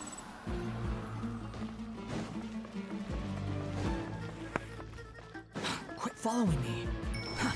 Too slow. I'm not following anything, that's you weirdo. Why are you walking? I thought you just said you were gonna fly. Fatui soldiers up ahead.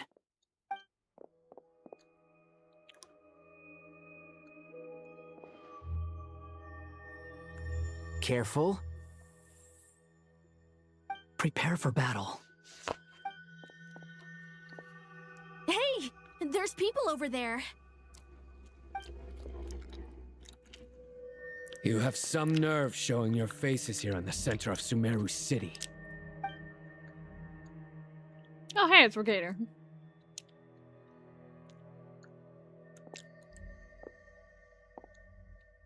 You're right on schedule. Well, this guy sure as heck isn't your average Fatui sergeant. They've stationed quite a few people nearby. It definitely looks like they were waiting for us. But something feels off. Everything about this guy feels too deliberate. I highly doubt he's just a subordinate of Dottore's. And he's no mere sergeant. Whatever his rank is, it's high. Much higher than we thought. So you've been waiting for us. But it looks like you're geared up for a conversation, rather than a battle. Very clever, General Mahamatra Sino. I know you're the one in charge of this siege, and I look forward to making a deal with you. A siege? Sumeru City belongs to us! Historically, yes. But things can always change. We have quite a sizable force with us, you know. For instance... There's a Fatui ambush at the north gate. Can you handle him? We can for now. Yes, I'm quite sure both sides can hold their ground for the time being. The battle has not yet reached its climax. But what happens next? Do you enjoy watching bloodshed? Surely some of those here are people you count as friends. Once a war begins, some people must die. I doubt you wish that fate upon anyone you know. Wait a second. It's a trick. He's not even there.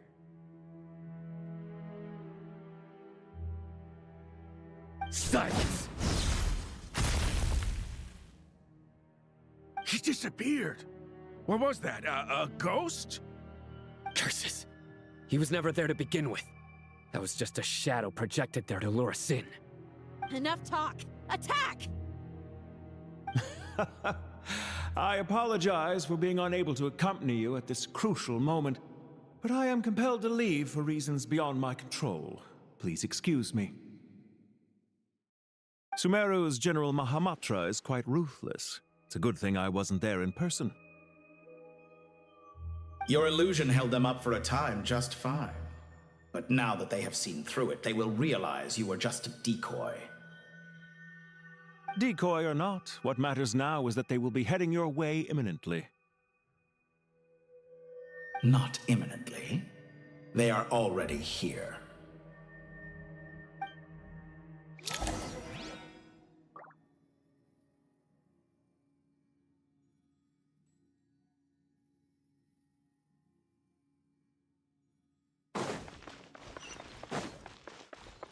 Yay, more stair climbing. The wind rises.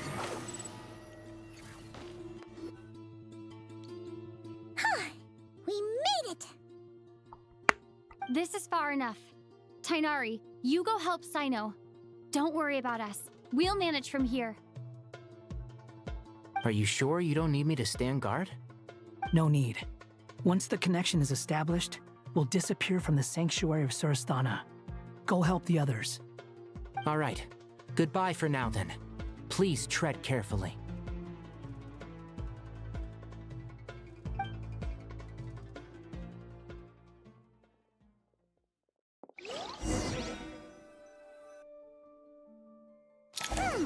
Now where's the interface Nahida mentioned? Come on, where's it hiding? Found it. It's over here.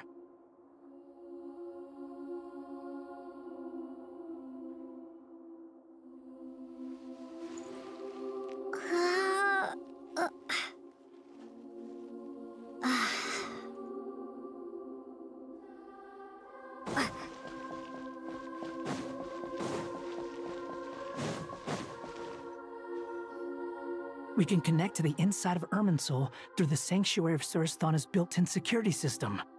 You should be pretty familiar with the process. Is it the same route as last time? For the most part, we don't need to adjust any of the parameters. Then I should be fine. And Paimon? Once you're both ready, we'll set off. Wait! The stakes are way higher this time, right? Maybe Paimon should stay outside and help the others. Then, you can focus on the fight without having to worry about Paimon. Huh? Why are you staring at me like that? It's nothing. I just suddenly realized how much you've grown. Hey, you've grown quite a lot yourself. Don't you two start getting into it again. Well, anyway, Paimon thinks she's pretty knowledgeable. Who's the best guide in Teyvat again? And don't forget, Paimon's a college student now. If we say Alhatham's not a weirdo, it's hard to explain how he came up with the idea of you applying to the academia. But for all that he counts, you're doing surprisingly well in your studies. She just goes to show how important it is to have someone supporting you. And Paimon's not the only one. Let's not forget that you only became a student because of Nahida's personal recommendation. That's fair. I have learned a lot in Sumeru. Oh yeah, did you ever come up with that ugly nickname you promised me? What? No way! We're friends now! Paimon gave up on giving you one ages ago. Anyway, isn't Hat Guy enough of a nickname for you? Fine. Suit yourself. We need to go. Paimon, if you're staying, look after yourself. Will do. Paimon's gonna link up with Tighnari and Cyno. You guys are the ones who need to be careful. We will be. Bye for now.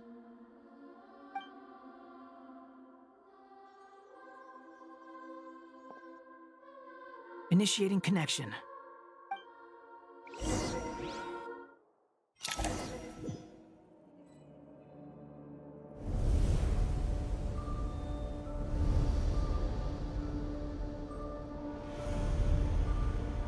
Oh, we're gonna have to do some bullshit, aren't we? Hey, where'd my nice outfit go? Dick.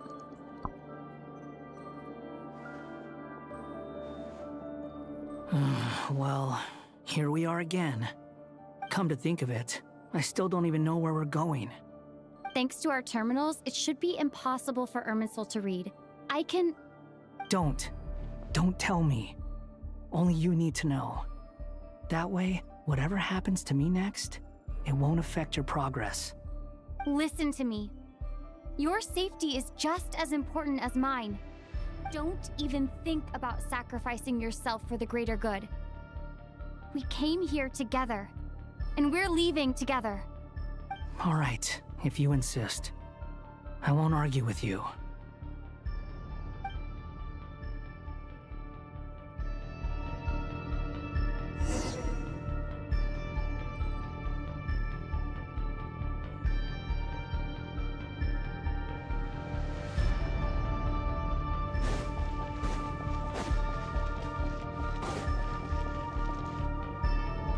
Why does it keep putting my mouse in the middle? Stop it. This place looks so different from how I remember. It's unrecognizable. It's a complete mess.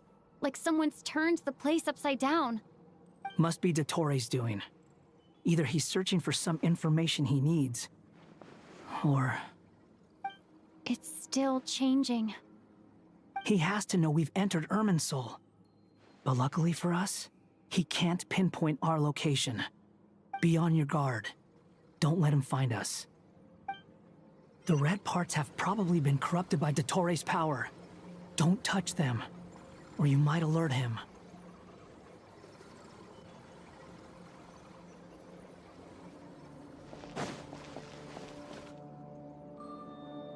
Okay, do not touch the box. I was like, box. And I touched it and I died.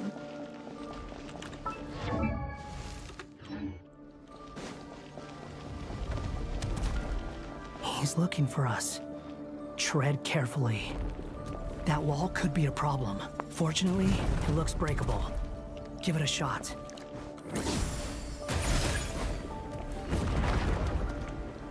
You could have. Oh my god.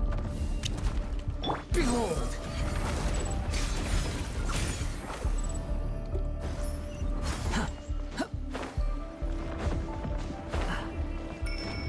Fuck this room, bro.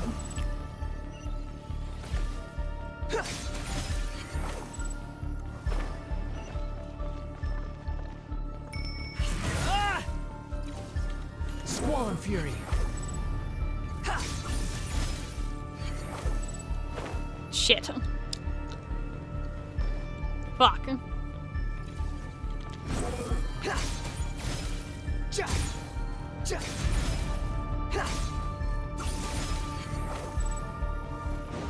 The same old trick again?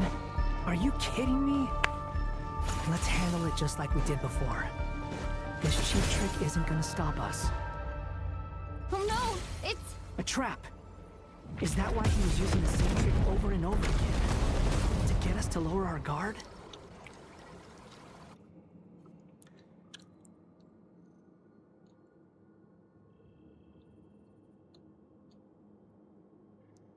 I'm trapped!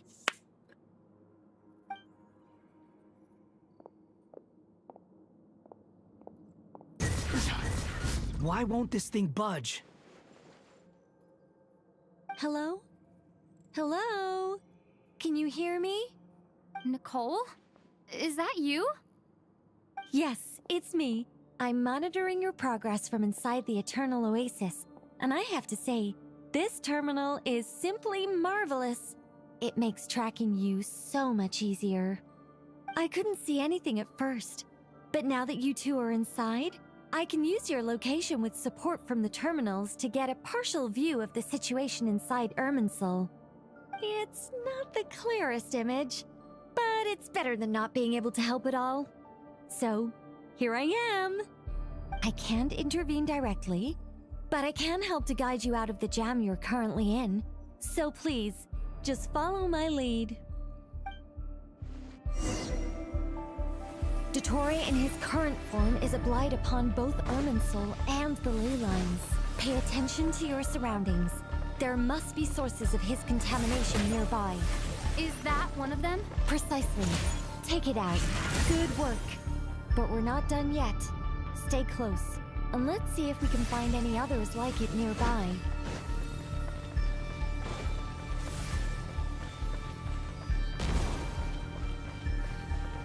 So help me God, if I get backhanded again. Quit following me.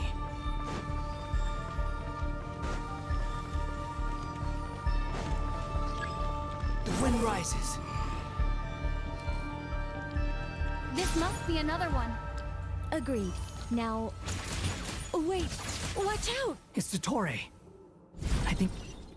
The seal is broken. Quick! Get out of there! And where exactly do you think you can run to? Wait!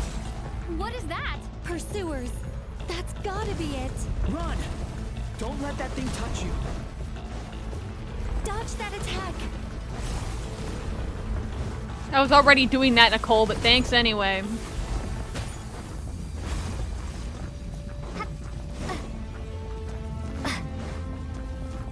There's more than one path. Which way do we go? To the left. Trust me. Man, I'm running from my Like Vern. What a pathetic sight. That's rich coming from you, buddy. Watch yourselves. Stay focused. There's a cliff ahead. Jump! More of those corruption sources. Destroy them as you did before, and open the exit as quickly as possible. The wind rises. They're relentless. Is he trying to wear us down? You'll just have to destroy these two. I think the pursuit is over. I wouldn't Hard say to that. say. Stay alert. Oh, hey. Right into the Diddy dungeon. To go fight Dottore. I think I missed. Hi, Dottore. What you doing in here? You having fun? I think we've made it to relative safety.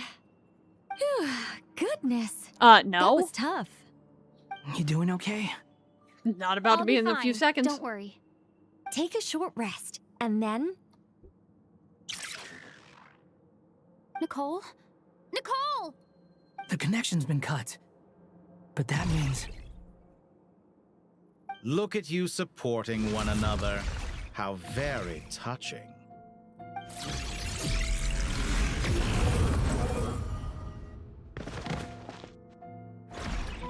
Dottore! Took you long enough to find us. You're more useless than I thought. Oh, really? I think I deserve a little more credit for my methods than that.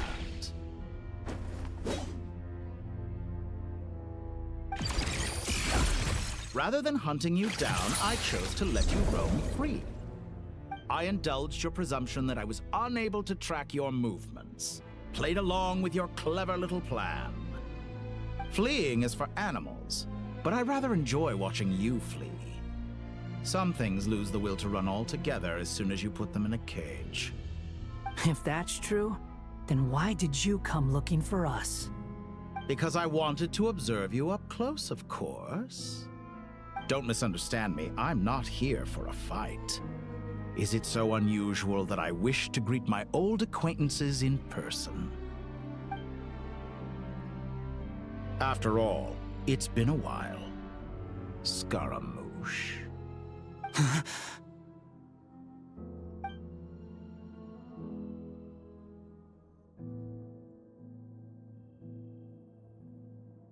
Why are you so afraid? I have done nothing unprecedented in discovering the truth.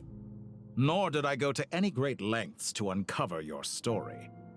You made a bold series of moves in deciding to erase yourself. And with the power of this great chronicling device called Irmin's Soul, you were able to achieve something quite remarkable. Once most people form an opinion about someone, it tends to imprison their mind. Yet you managed to erase every trace of your existence. A novel take on death indeed. However, this meant that you stood out to me all the more when I saw you in Nodcry. I didn't even have to go looking for you. Just the sight of you was enough for me to intuit the truth. For someone in my position, connecting the dots was a trivial affair. It would have been more surprising if I hadn't managed to piece it together. You seem very pleased with yourself for figuring it out. I'm sure you'd even be more delighted to learn the full extent of your crimes. That would hardly be necessary. Besides, isn't there something that concerns you more right now? Something that fills you with dread? Let me put your mind at ease. I have no intention whatsoever of restoring any of the records you deleted. For one thing, it would be exceptionally difficult. But more to the point, I doubt that the prospect of losing your current life is all that frightening to you. Because in your case... the cruelest twist of fate is that you'll never again have the chance to make up for any of your mistakes. Isn't it? Dottore?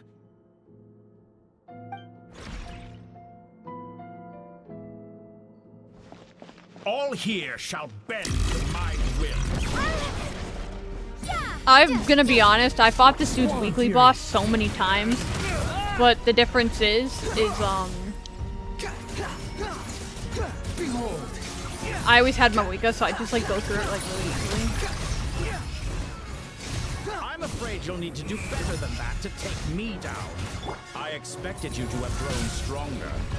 Ah, how foolish of me. I forgot that you lack any means to increase your power. You will pay for everything you've done.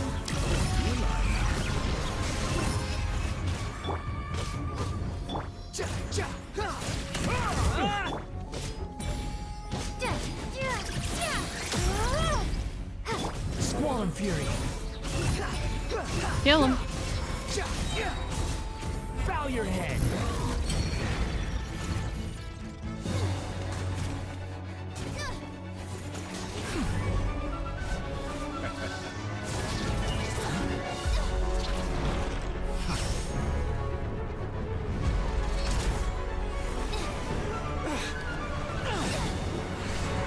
fuck were you able to clutch that? Does the prospect of death amuse you? I could ask you the same question! I'll distract Dottore. You focus on the mission. Got it.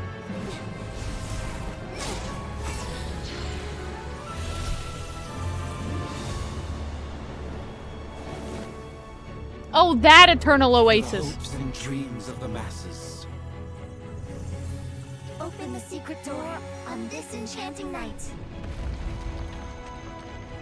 May wisdom's light eradicate ignorance and darkness, and hereby fulfill our ancient vow. Commence data extraction.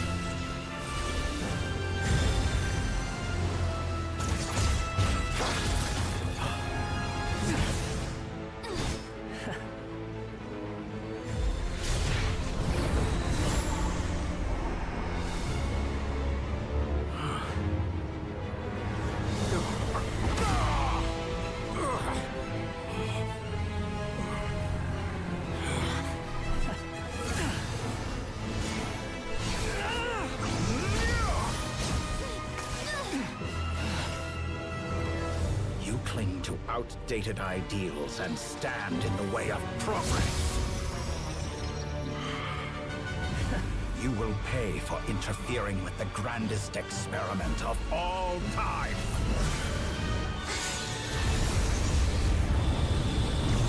We have the power of friendship, you don't.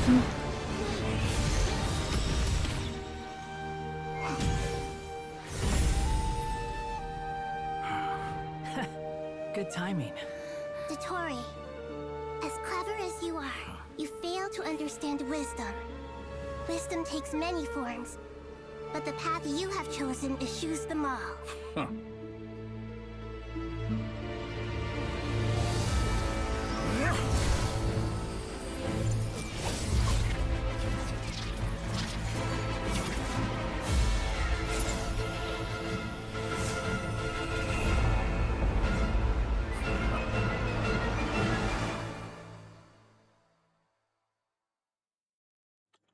Oh, great. Now you're also false god, bitch. My strength is fading. Yeah, we use the power of friendship, you know. It stands to reason that only power you wield comes from it. Extracting the information from Irminsul just to strip me of my power. I will find his weakness.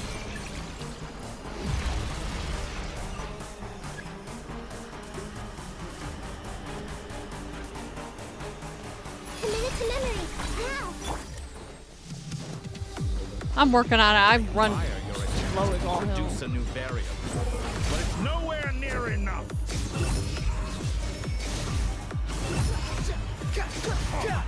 A petty trick. Unsightly insects.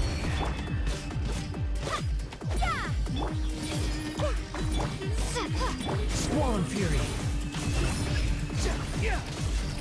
Upon the gale.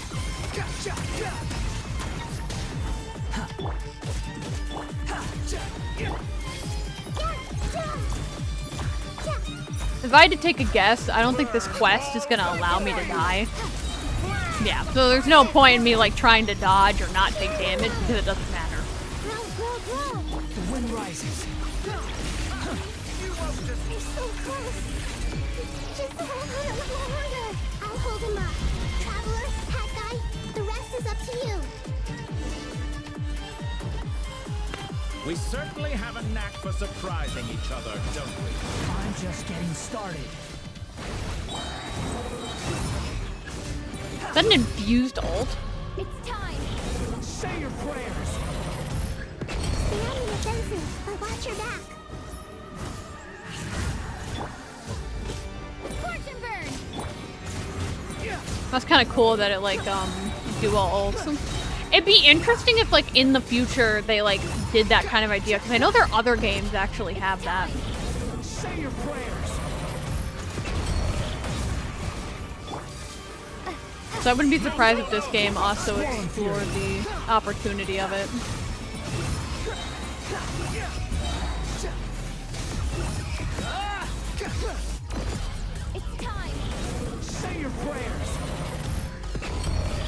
fuck. Burn all before you. That's far enough. Oh, is that the one asshole's boss? I haven't fought this dude for that. I've never fought Dottore this long.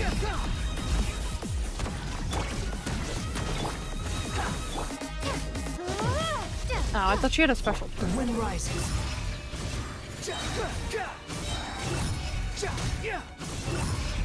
Let's try this.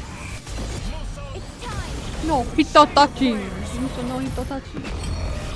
How many times is he gonna dodge that fucking ult? Behold. Pissing me off.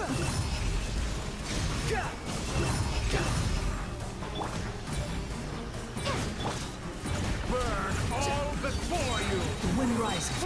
If he dodges again, I'm gonna cry. Say your prayers. Who decided to let the ultimate be that long? Because he doesn't pause when you ult like that.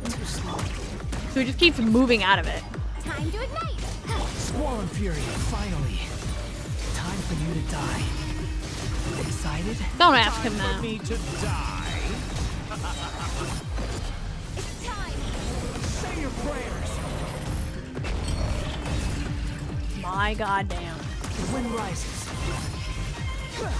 Bro, just give me my fucking normal ult, please. On the gale. It's time! Say your prayers. My god, one of those actually hit. That's enough.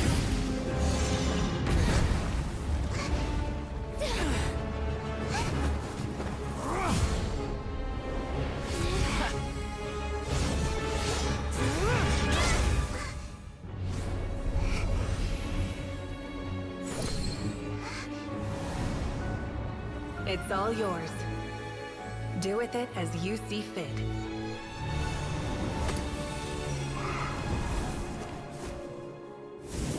Just as you say, this world is home to some archaic things. And as you suppose, you are a formidable opponent. You have long coveted the secrets of wisdom. So now, I will demonstrate true wisdom in action. I invoke my supreme authority as the keeper of Irminsul. Commend me or condemn me. But give your verdict now!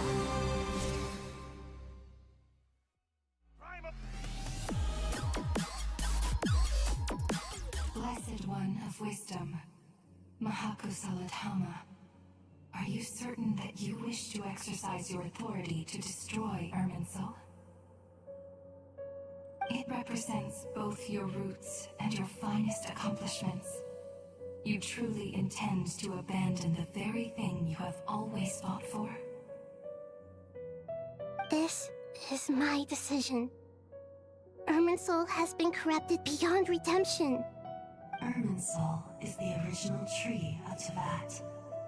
It is the means by which the heavenly principles maintains fate itself. The seven Archons should honor and revere it, for their authority was bestowed upon them by the heavenly principles. It is precisely because I honor and revere it that I fight for the humanity it exists to protect. Wisdom is knowing how to weigh the options and make the right decision. If you truly care about the fortunes of this world, then it is me you should seek to preserve. Planting a seed begins the chain of cause and effect. Since you have become a great tree yourself, why should the loss of another tree be anything to fear?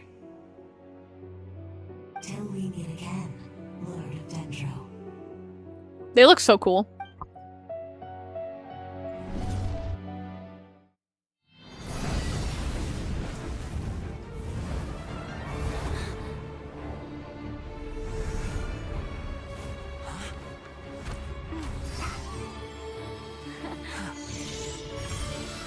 The first flame. The pure, cleansing fire.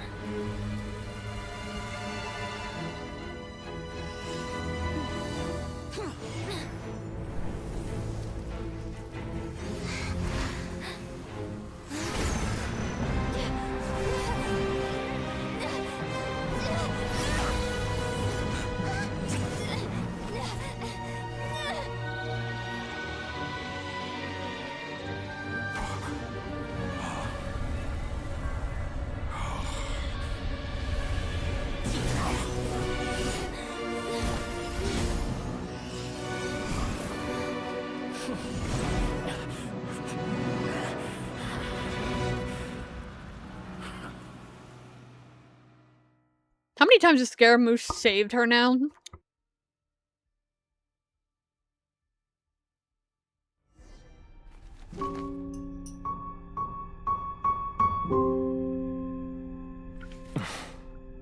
Shall we? Where were we? I was suggesting that you needn't perform when signing a contract. You're only sitting here because your bank demanded an evaluation of the trustee. So you told a story about a young scholar from a merchant family in Sumeru? I told a compelling tale, didn't I? The post-expulsion story is far more captivating. The human experiments or the elixir of immortality? The part where you die. Ah, yes. My favorite part. The 35-year-old Segment thought of himself as Dottore, reserving the name Zandik for the original specimen. Of all the Segments, he was the most selfish. After his expulsion, Dottore searched for a new direction. He joined the Fatui, studied Elazar in great depth, secured resources. He was rather fortunate in his career. Zandik turned to Conrian technology and successfully created his segments. But this was not immortality.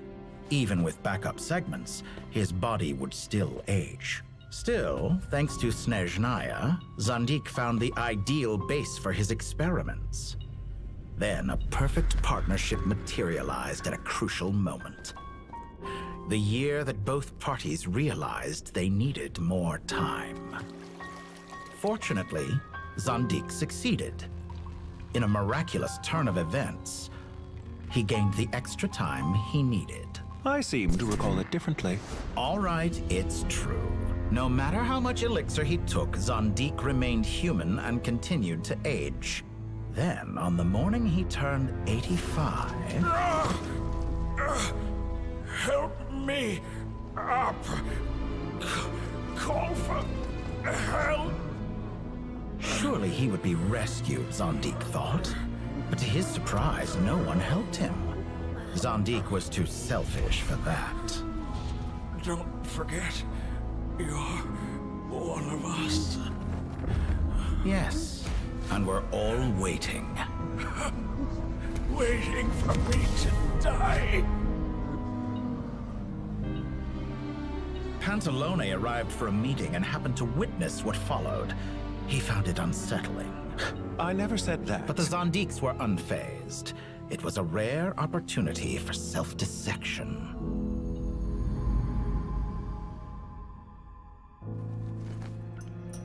What does all that have to do with you depositing your data at Northland Bank? It has made me cherish my time in this world all the more. Fair enough. So you do have a sense of self-preservation.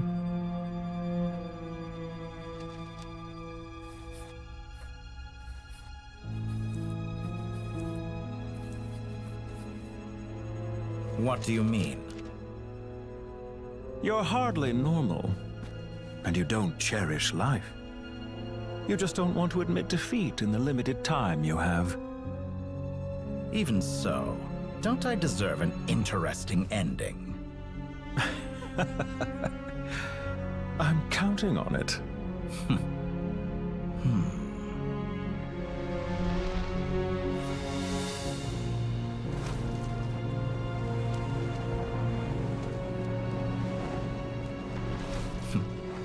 If nothing else, I expect my funeral will be a grand affair indeed.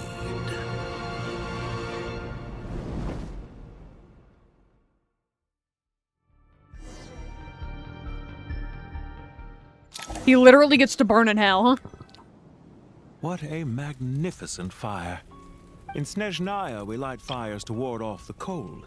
Fire, it seems, is antithetical to ideas such as cold, frozen, and unchanging. Perhaps it has always been that way. From the beginning, fire has been used to drive away wild beasts and warm the body and mind. You could say it's a form of treatment. One that cures the human heart of mortal fear. Mortal fear. Something you haven't been acquainted with in a long time, by the sounds of it. Whereas you, I'm sure, must know the feeling quite well indeed. I remember when we first discussed the elixir of immortality, you claimed that extending your lifespan was about buying more time. But was that really the truth? You fear the prospect of dying a wretched end in this world, don't you? Of course I do. I'm only human, after all. And while you may have forgotten it, you cannot deny that you too were once human, Dottore. I do not believe that there is no such fear in your heart.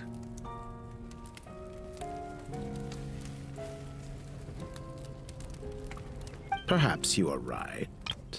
But I abandoned it long ago and devoted myself to my experiments. I have felt no fear since. From the very beginning, I never thought you could win this game. But still you came. Contract in hand, to honor our agreement. Did we ever learn what that agreement actually was? Because I am a reputable partner. And as we have discussed, experiments are about more than results alone. The process is equally important. I have come here and completed my creation, and I do not regret my decision. I'm afraid your journey ends here. After I die, there will be no one to make the elixir of immortality, and your remaining stock will only last a few more years. How then will you prove that you didn't perish in this incident alongside everyone else? When I feel optimistic about market environments, I never forcibly adjust them. They have their own direction. And I myself am one such environment. I have been quite particular about many things in my life. But where the manner of my death is concerned, I choose not to be. You make yourself sound so magnanimous. Oh, but I am. And I hope you will be too. It may have been a long time since anyone told you this, Dottore, but I recognize that you are a truly rare talent. Ha! I can see it. The experiment in blasphemy that I've been performing all this time. It has been a long process, and I do not care about the results as much as people might imagine. If the very goal of your experiment was to explore infinite possibilities, then there was never any reason for it to end. Indeed. Yet now, the experiment has officially drawn to a close. What should I call you? Zandik? Or do you prefer Dottore? Suit yourself. Goodbye, Feofan. This time, that's what it truly is.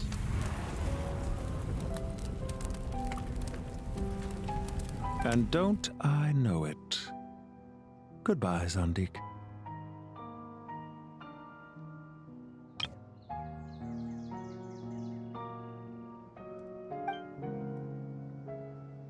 I could have carried out many more experiments, but to me, Lord of Dendro, this outcome is certainly not the worst. I find it interesting. Honestly, I forgot what I was gonna say.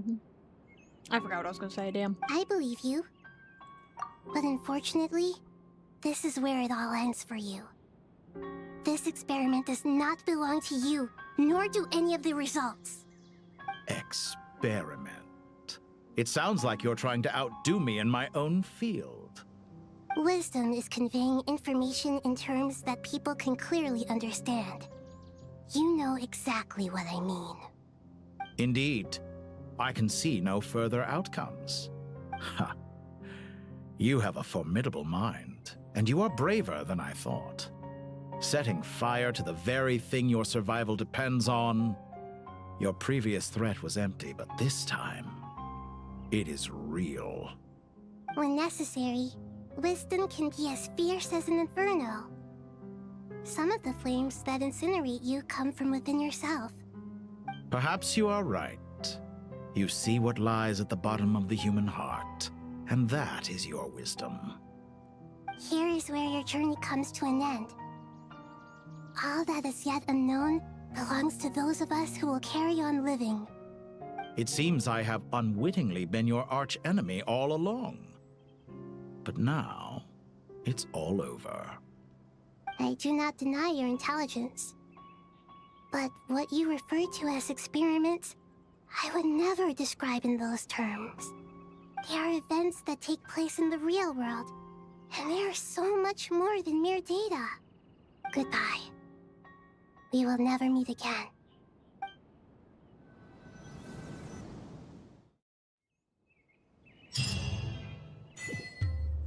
It'd be kind of interesting if he did come back again. Like, I know it's bad, but it would be kind of interesting if that happened.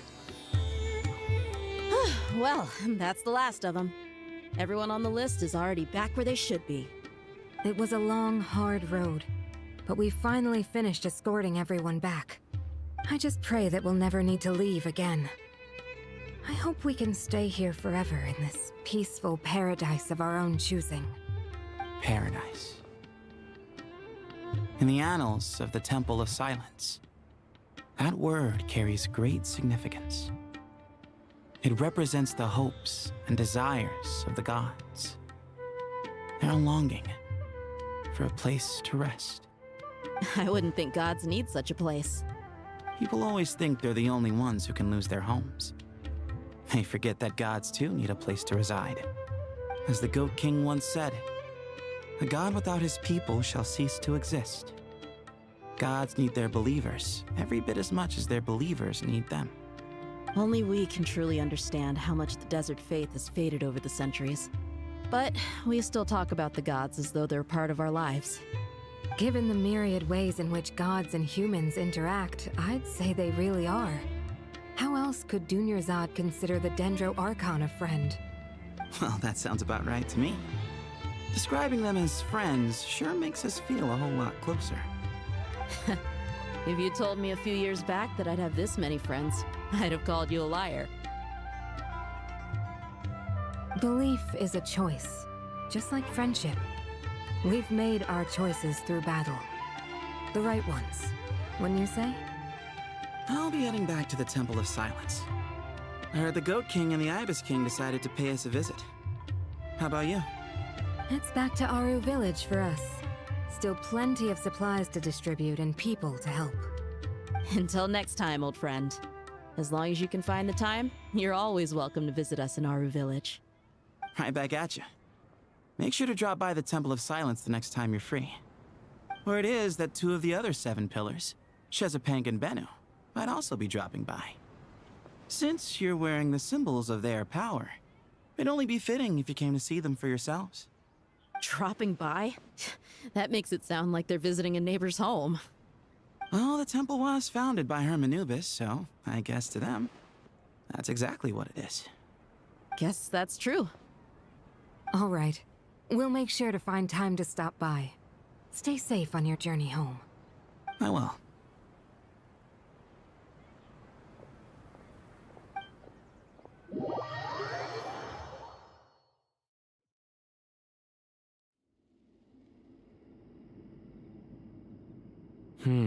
You do have a point.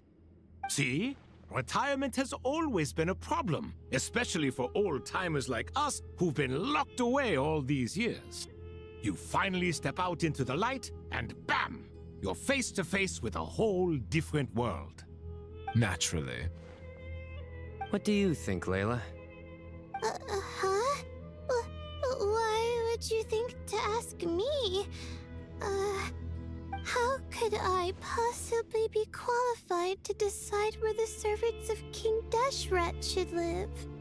Sorry if my question was unclear. Do you think their statues will stand out too much if we place them here? Hey, I never agreed to this. How could we possibly allow our statues to be left in Hermanubis' home? That would be like breaking into someone's house, then pretending it belonged to you in the first place. Different beliefs can coexist. We still need to respect one another. By which you mean, you two plan to stay at the Temple of Silence, for a while at least, but you have no intention of relocating your statues here. So, you see this as sort of a family visit? Is that correct? Family. Huh. You could say that. In a sense, Hermanubis would view this as his home. Just look at this place. Magnificent, is it not? The sad truth is, in the past, all three of us invested so much into misguided ventures. We failed to build what we should have, and wasted so much time instead. And what do you mean by that? I mean that for the most part, time spent associating with the likes of Sobek, and, let's say, Thoth, might reasonably be considered wasted. Why does that not surprise me? Go on. Anyway, given how much time we'll all be spending together, I'd say that the bonds we built will end up proving to have been a sound investment. Once Sethos, the current leader of the Temple of Silence, returns, you can discuss the matter of staying here with him. But judging by the expressions of everyone here, I imagine you'll receive a very warm welcome. This sacred ground houses untold knowledge, after all. What better place for the servants of King Deshra to appear in the mortal world? How about we share a meal together first? I imagine it's been many years since you last tasted fresh food. Oh, that sounds wonderful! After so many hundreds of years, I can only surmise that desert cuisine has become a lot more varied. Are we having a get-together? If you'd like, I can help prepare some food. After all, Lord Thoth, you helped me so much in the desert, and I still haven't properly thanked you. Oh, my, that would be wonderful. I'm touched that you still remember. How the times have changed. To the people of today, it seems the Ibis King has become a kind and passionate god. And you, Mr. Herreshoff? What kind of god do you wish to be? To be honest, I haven't given it much thought. How about you, Dendro Archon? Do you have any hopes for your future? Me? I'm very happy with my current life. Forgive my bluntness, but you do not seem to derive your authority from majesty and might, like Lord Al-Ahmar. Clearly your approach has its advantages, but also its dangers, don't you think? I do, but projecting a majestic front doesn't really suit me. Besides, my relationship with others isn't simply one of a god and her people. Not putting on airs might earn you more adoration. Exactly. Besides, I really like parties where everyone brings their own food, and we all come together to share. You should join us. I'm sure you'll find it fun. Last time when we got together for a picnic near the Avidia Forest, it was quite the occasion. Seeing as you're already here, how about we hold the next one in the desert? Can we do that? Wouldn't Tainari have to transport a ton of drinking water? Don't worry, I can help out. Layla, would you like to join us next time? Me? Sure. The more the merrier. That way we... Don't take this the wrong way. I just think you should know. When it comes to passing the time, chess is more our thing. In that case, Dendro Archon, what do you say? If I were to compete against you, I can't say with certainty I'd win, but I certainly wouldn't mind giving it a shot. Where's Sobek? I'm sure he'd be good for a few rounds. Cards, cards, cards! I'll always prefer chess. I wonder what variant of chess we're talking here. Mr. Thoth, is there some sort of astrological significance to this game? Oh, I'm glad you brought that up. As long as the leader of the Temple of Silence agrees, we can search Hermanubis' place for books to teach you how to play.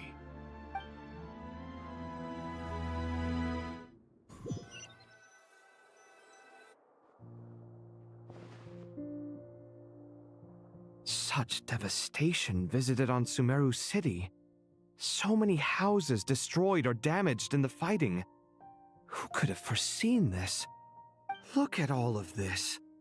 It's going to take me forever to tidy up. I suppose living below the academia doesn't always work out to your advantage. I would have thought a little appreciation of my sincerity and effort in helping to clean up this mess might be in order. Helping? Effort? This is your house! Of course you should be putting in the effort! If anything, I'm the one who's helping! So you see yourself as just a helper in this situation. I must admit, I'm rather shocked. If you're trying to say that since I live here too, I have an obligation to tidy up, fine, I suppose I do. Wait a second, stop changing the subject! Nevertheless... In the wake of a great storm, a missing roof is a predictable inconvenience. Can you stop making it seem like I care more about this house than you do? Doesn't it upset you at all to see your home in this state? I won't pretend it's ideal, but that's no reason to be upset. This is the roof over your head, your shelter from the cold. The furniture is scattered, the paintings have fallen off the walls, the windows are shattered. Don't you feel even a little disheartened? The way I see it, these problems are easily solved. Ugh, this is precisely Bro's why just I gonna hate hire a talking cleaner. to you about sentimental things. It's like banging my head against a wall. You simply don't understand just how much work goes into making a proper home. It sounds like this is causing you a lot of anguish. You mean the house or the paintings? I mean your sentimentality. Oh, well, yes. But I'd rather not dwell on such things right now. Generally speaking, when anguish becomes the norm, people usually make an attempt to improve their situation. But there are so many people and things in life that are difficult to change. It's not like you can force them. Besides, anguish can be a source of inspiration.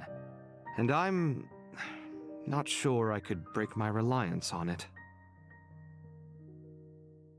I'm glad you're able to make yourself think like that. What kind of a response is that? I was stating a profound truth about the very nature of art. Suffering is the cradle of all creation. Even you can't deny that. And I wasn't trying to. I'm just happy for you. Pure and simple. Can't you tell? Happy about what? Happy that you can always find an answer that backs up your views. You... More often than not, life is a process of running into problems and then searching for answers. Yours more than most. Not everyone's so good at justifying things to themselves. It's something that you've been steadily mastering. Huh. What about you, then? What skills have you been mastering lately? Pass me that box. Huh? Okay. You may consider this my progress on the path to mastery. What? Wait a second. Isn't that box mine? Hey, it is! It must have fallen off that shelf. I'll hate them. Those are my paints and inks. Would you like me to put it in your bedroom for you? Huh? I mean, sure, if you don't mind. What kind of progress is this? Does he think he can bribe me? Not that giving me back my own things is much of a bribe. These books on the floor, they're a complete mess. And this one, didn't he say it was an out-of-print collectible? It's completely covered in dust, and some of its pages have even fallen out. Ugh, guess I should help him repair it. This one too. And this one.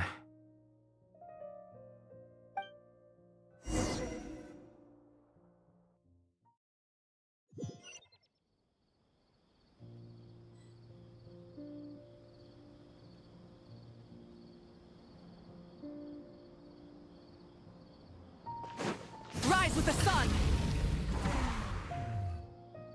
Local subter beasts, imported goods, such a bright future ahead. I can picture the Mora just rolling in.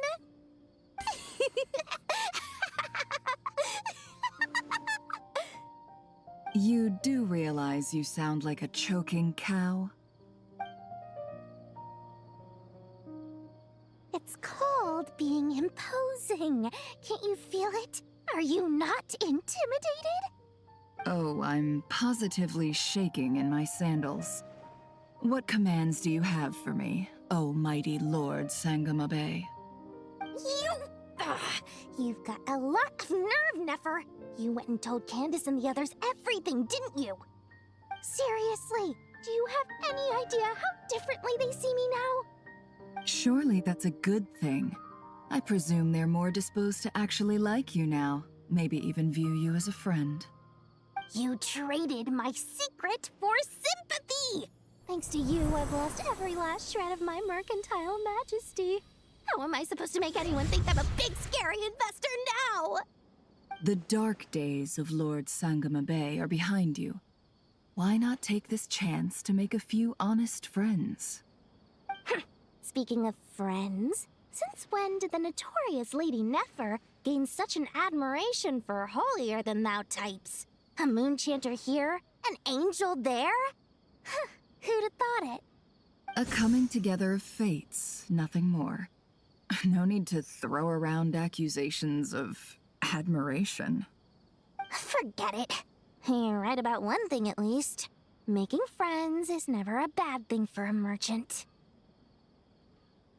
So, I really took a loss this time.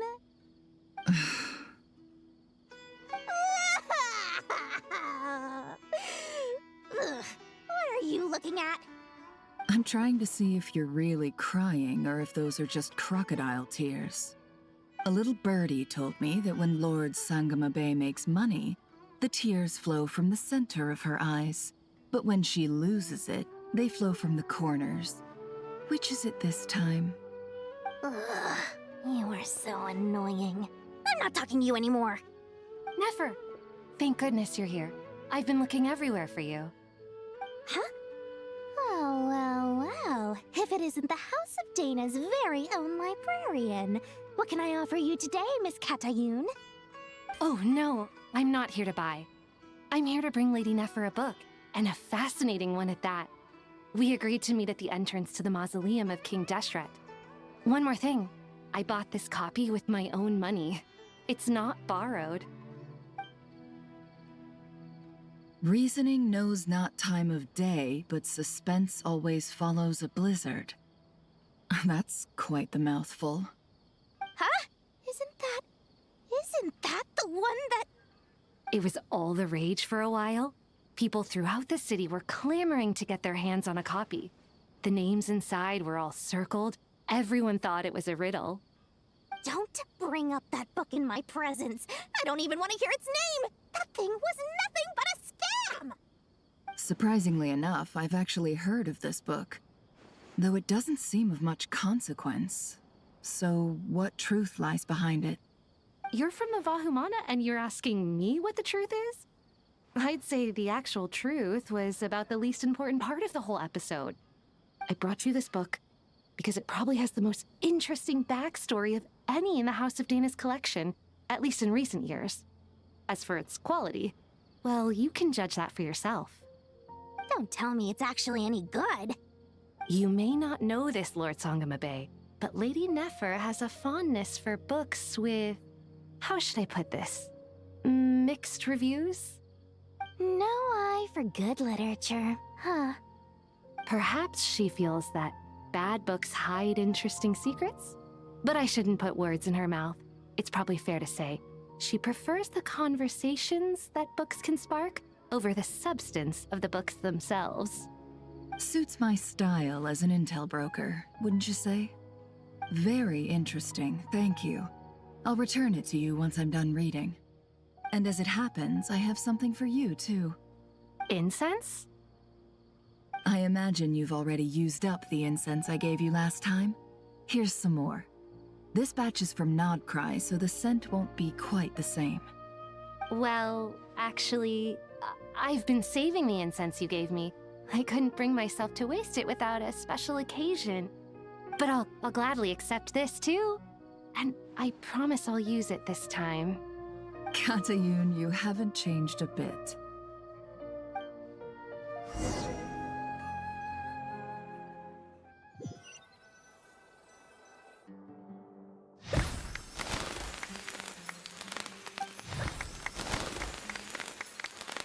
Congratulations, Kale. Well done, Kale. After studying for so long, you've finally become a full-fledged ranger. Sure hasn't been easy for you, huh?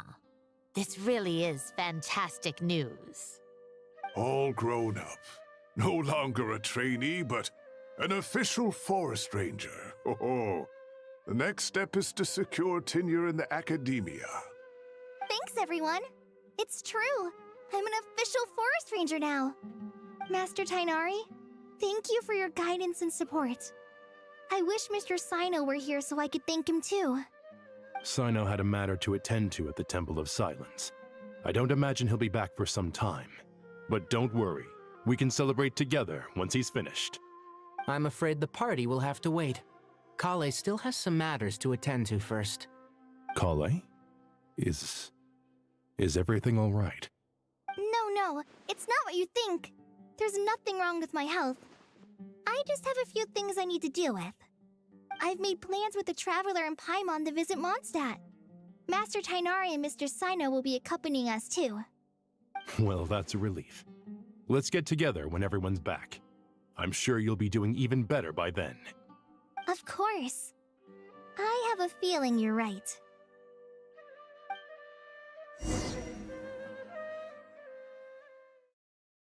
This is the most random allotment of stuff ever. Phew. After all that catching up on sleep and food, Paimon's feeling full of vim and vigor again. For someone who spends so much time resting, your recovery routine is surprisingly simple. Hey! Paimon's been working her butt off too, you know. She flew all over the city helping everyone out. Don't worry. I saw how hard you worked. Alright, we all know you're the most hardworking person in Teyvat. As long as you're rested and full, that's what really matters. Paimon's been looking around the place, and it seems like the city's already on the mend. But Paimon's been wondering how Nahida's doing. We should check in on her.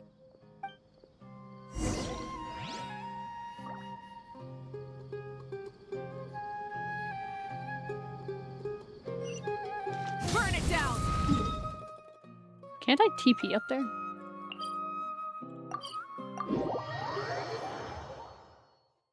Just gonna say, I'm pretty sure I could TP up there. Never mind, it put me down here. Oh, not like it matters, I hit the requirement.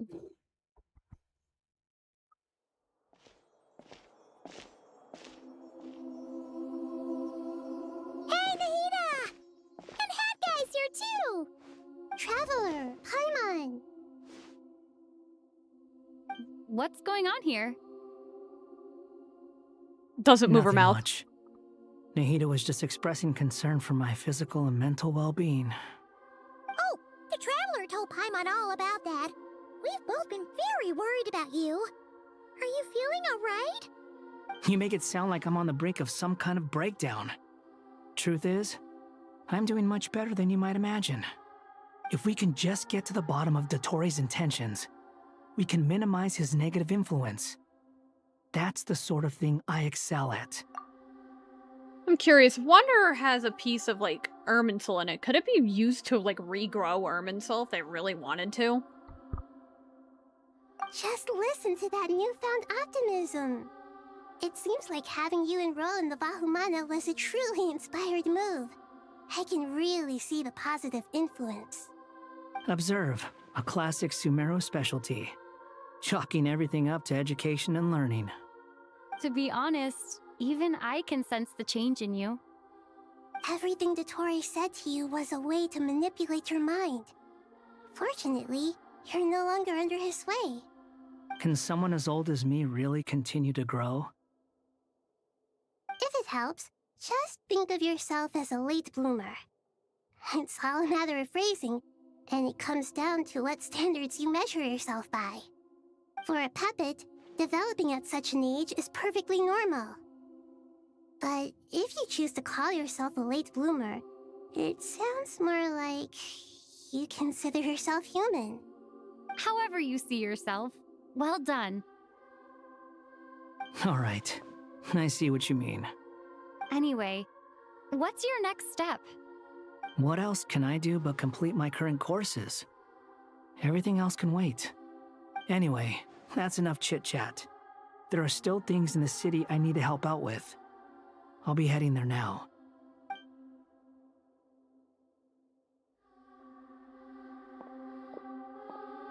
I'm so happy that Hat Guy is doing better than we thought. But what about you, Nahida? How are you holding up? The pyronosis burned down the corrupted Irminsul. The flames blazed for 7 days and 7 nights before they finally subsided. All that was left were the parts underground. Now, Aru shoulders the responsibilities that once belonged to Irminsul. The situation was contained before it got out of hand, so Tevat's most vital information has largely been preserved. Irminsul has a strong influence over you, doesn't it? How will you cope now that it's gone? There is no need to worry. Thanks to Nicole's extraordinary talents, my connection to Irminsul has been severed and transposed onto Aru. Angels can do things like that? They can. Such abilities are precisely what makes them so powerful. The goddess of flowers, Nabu Malikata, once claimed that she too could perform feats beyond the reach of mere mortals. In my eyes, much of what she went on to achieve reached such transcendent levels. Her and Nicole really are both fascinating and magnificent.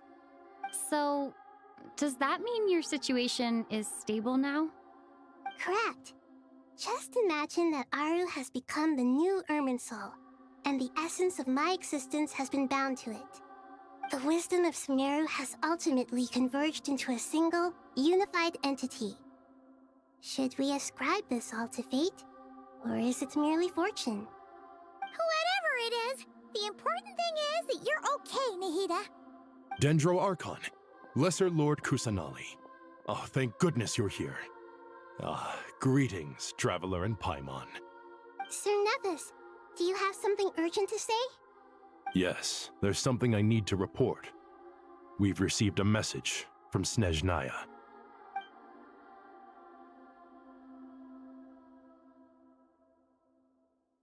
The Fatui Harbinger, the Rooster, sends us his sympathies, along with all the usual pleasantries. His stance is that, following the unrest and Nod Cry, Dottore was subjected to internal censure. This madness was the act of a rogue element, one who cannot be seen to represent the Zapoliarni Palace. No less than can be expected. Snezhnaya paid a heavy price working to stop him. They even lost one of their own harbingers. The letter goes on to say that even so, Snezhnaya cannot claim to be blameless. Apparently, they will deal with Dottore's subordinates in accordance with Snezhnayan law, holding all those involved in his crimes accountable. Additionally, they are supplying relief funds and supplies, which are already en route. They hope this will aid in Sumeru's reconstruction. Sounds like he's got an answer for everything. True, but as diplomatic rhetoric goes, it's highly effective. Completely watertight, both in logic and sentiment. This disaster has had a profound impact on Sumeru. There is much that I will keep in my heart. The matter of Dottore can be seen as settled for now. We are sure to cross paths again in the future, and in that light, Snezhnaya would do well to uphold their responsibilities and keep a tight rein over their actions. With Irminsul burned, the flow of fate now carries many more possibilities. I will be watching carefully. Perhaps we can move on to a less serious matter? Dendro Archon, will you eat with us once this matter is dealt with? Everyone wishes to celebrate together. Your presence would be most welcome. Of course! Junior Zod, Sino, and Hypatia all told me the same thing. If there isn't enough room for everyone, we can arrange back-to-back feasts. What a wonderful idea. That just leaves the question of what we should eat. Not more tomatoes, surely. More? Dendro Archon, what do you mean by more tomatoes? Those good friends of yours are always talking about tomatoes. Sometimes when I'm walking through the city, I can even hear them arguing in the fields. Since you see them so often, you must hear about tomatoes even more than I do. Tomatoes. Tomatoes. The word has a certain magic to it. Like the autumn fur of a sumpter beast swirling in the wind, sometimes flying up my nose. Tomatoes. What can we make with tomatoes? Wait, why tomatoes? Take your time, there's no need to rush. The Traveler, Paimon, and I still have somewhere we need to visit. You'll have plenty of time to think it over before I return. Does this mean you're going to Natlan? Meeting them there in person. It will require a long journey. I know. But this is necessary. I must go myself. Traveler, Paimon, we'll set off as soon as you're ready. Is that all right? Sure. We'll be ready whenever you are. You'll hear no objections from Paimon. We should grab some snacks along the way, though. It'll be just like going on a long holiday. Wonderful. I'm looking forward to this so much.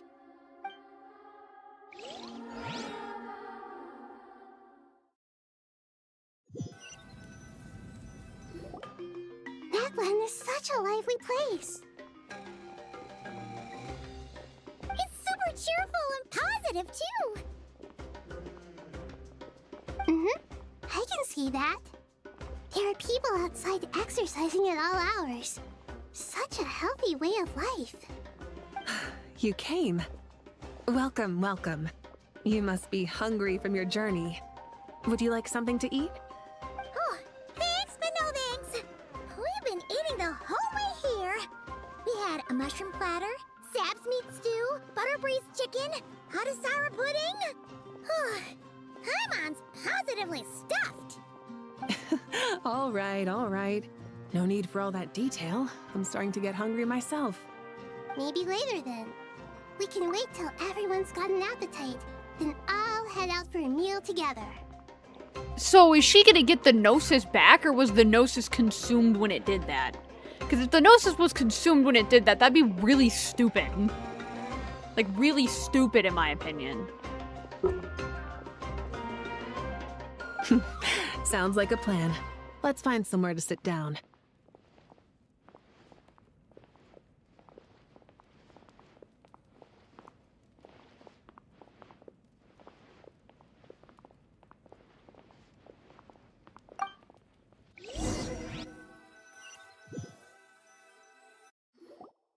I should tell you, I already have some sense of why you've come.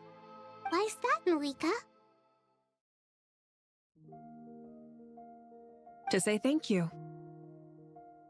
Your senses are spot on. But on top of that, we also feel guilty. Because the Pyronosis has vanished? I sensed its loss. Despite scouring through the remnants of Irminsul, we couldn't find any sign of the Pyronosis. Not even any trace of it burning to ash. That's certainly unusual. Still, the potential fallout from Irminsul's loss is significant, to say the least. Perhaps the Pyronosis's disappearance is simply a knock-on effect of the impact it's had on a certain strand of fate. There's no need to feel guilty. We were clear that this time, there was to be no returning, only giving. Pure and simple. Thank you really is a fascinating phrase. We use it to express gratitude for the smallest of things. Yet, when faced with a kindness too immense to describe, we use exactly the same words. It's not that we lack other means of expression.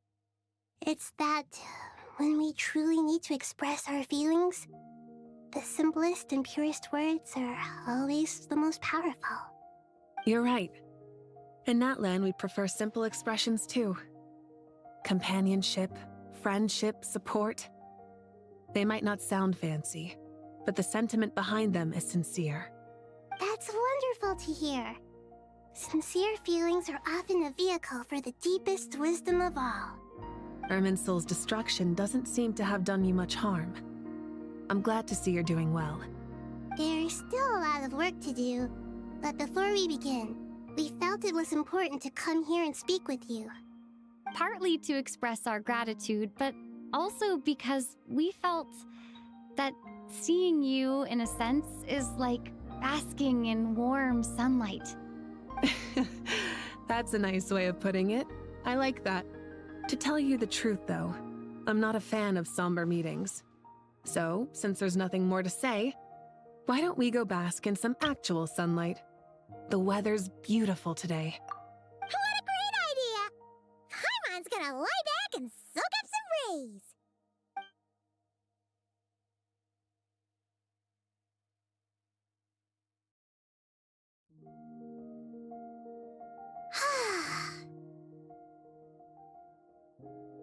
In that case, I think I'll lie down for a bit too before we head to our next stop.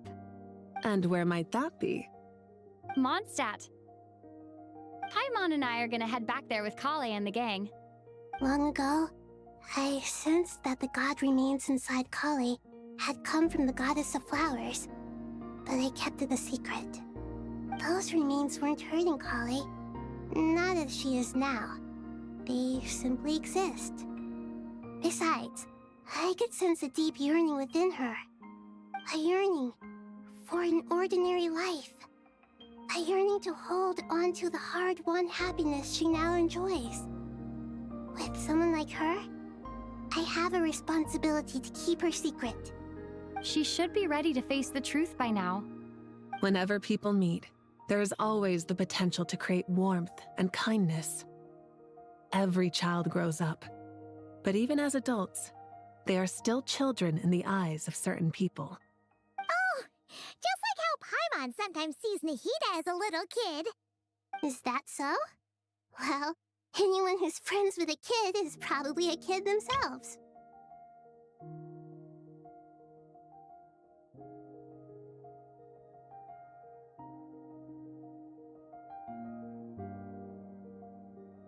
Of course! And there's nothing wrong with that. When we get back, we'll actually be hanging out with another of our friends who happens to be a kid. Or more like looking after, in her case. Anyway, we'll always be there to watch out for our friends. Completely forgot, technically this was supposed to be played before, all of the stuff with the... like, all the events and stuff, but I just put it to the last moment. Dear Sucrose, when you receive this letter, I'll probably be as busy as always. But busy with wonderful things. That's because I'm no longer a trainee. I'm now an official forest ranger. Impressive, right? Sino said that official rangers sound much tougher than trainees. Though he did say it was already pretty tough to start out with. You probably heard that something big happened in Sumeru recently. Don't worry, it's all been taken care of. We're heading to Mondstadt soon, so if you're free, maybe we could meet up? Plus, it's not just me. A few of us are going. Hey, do you still remember that time we all got together? You know, when we all went to the Windbloom Festival? It'll be just like that.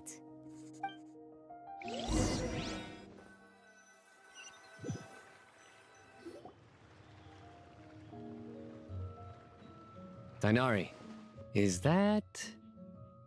Don't you say it! Is that the great Vayu-Vyastra? Behold, the great Vayu-Vyastra, General Mahamatra. How times have changed. I wasn't expecting you to beat me to the punchline. You've changed. really upped the aggression in your battle against Sino's jokes. Kale, how did you know what I was going to say? For the love of...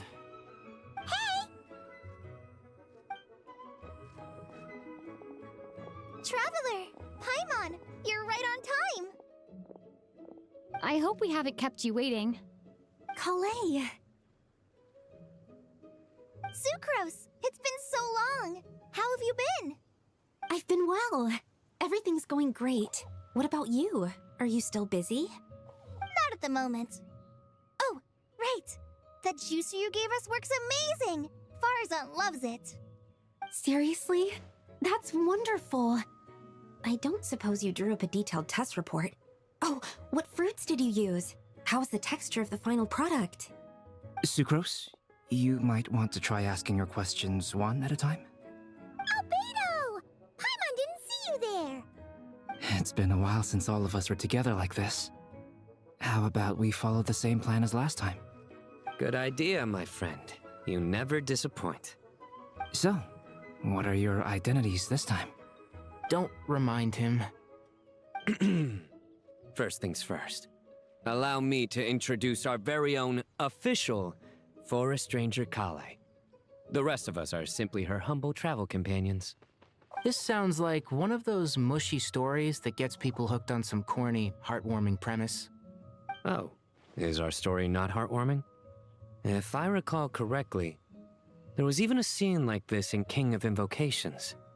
Besides being heartwarming, our story's also about tough, impressive-sounding job titles. At least that's what I think.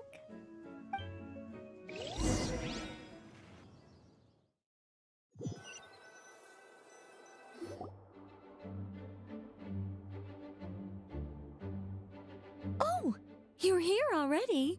I'm still giving Dottore a little trim. I won't be a moment. Is this why they were selling Dottore plushies? A trim? Does Dottore need haircuts too? Of course. It's important to know how to take loving care of the apples of your eye.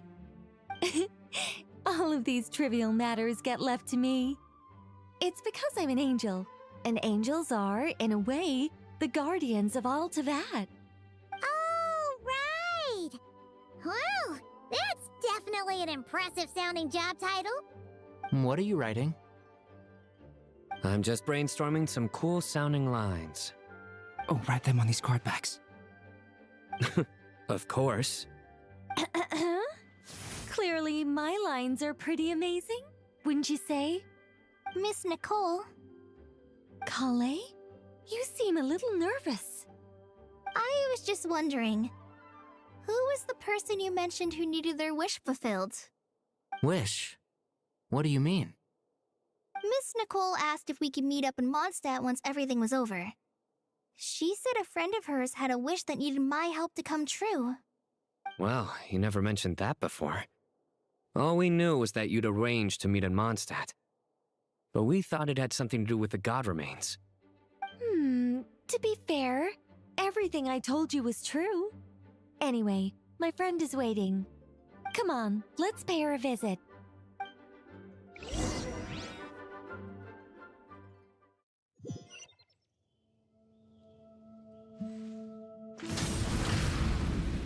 I like this tree. Oh, I just committed a crime.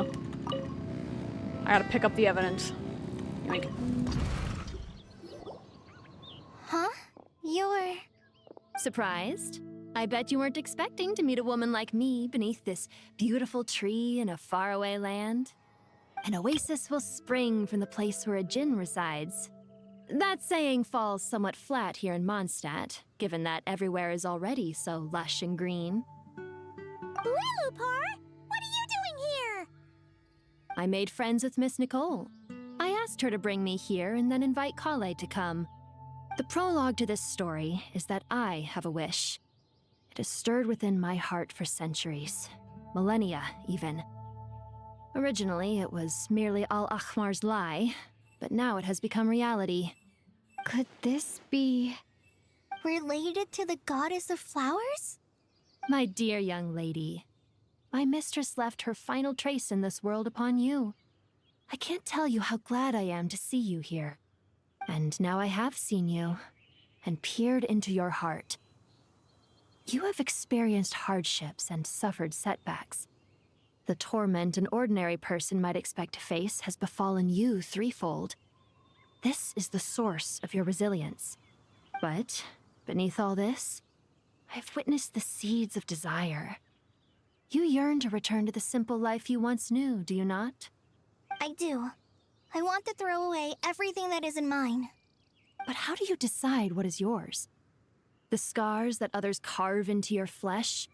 The kindness and love they inscribe? Are these things not yours as well? They are. This is something I've talked about with Miss Nicole. Miss Nicole said I should learn how to adjust my standards. I just want to live as an ordinary human. Anything beyond that isn't mine. Don't you want anything from the remains of the goddess of flowers? She gave me a revelation once. I think that's already more than enough. In the past, you would not have possessed such a rich heart. Your brief life has taught you to hold on to everything good, to home in on kindness. How fascinating. You're nothing like Nabu Malikata, and you're certainly not her. Of course not. I'm not some great and powerful being, Miss Lilopar. Yet I am a Djinn. We exist because of the Lord of Flowers. We revere and love her. My wish is to see her one last time, to give everything for her. Kale, can you do this for me? But her remains won't be easy to remove. Are you sure this is what you want? That's beside the point. First, I need to know. Are you willing to do something for the soul of this lonely, wandering woman? I'm willing. But look, you know nothing about me. Even if you have heard the stories about me, all you would know is that I was rightly punished for the many evil deeds I committed. Ah, so you do know. Your lips are quivering, your eyes trembling, and still you're willing to do something for me. Life has been cruel to you, and yet you've learned to be kind. My dear young lady, to repay your kindness, I too must play my part. Are you sure about this, Lilopar? I yearn to see my mistress. For this moment, the world can burn to ashes, the universe be engulfed in flame. I care about nothing else. And you, Kale, I can give you a gift. You'll become just another ordinary human. But Miss Lilopar, what will happen to you? My wish will be fulfilled, and I can die happy. Why would you wish for that? A long, unending life might seem desirable for one who has never possessed it, yet it brings torment to one who has. My remains are scattered across the yellow sands, but my soul can find no peace. Since you've promised to grant my wish, give me that release. Allow the dying to die, and let the dead rest in peace. You have my thanks. Kale, there's no pressure on you. What she said, it's all true. A wish is a genuine desire, after all. It's as if you want to use the last of your life to give me a better future. Nothing's so selfless. We'll be using our futures to fulfill each other's wishes. This is a noble act, a beautiful and secret transaction between two women. I understand. Miss Lilopar, I'm ready. Close your eyes, Kale. Then open your soul. From there, I will embrace my mistress. The downpour of flowers is your touch. Like returning to the very beginning. Like surrendering to your grace, my mistress. People say that devotion is beautiful, yet filled with pain. How foolish of them. For me, devotion is beautiful, pure and painless. Devotion is my love. Thank you.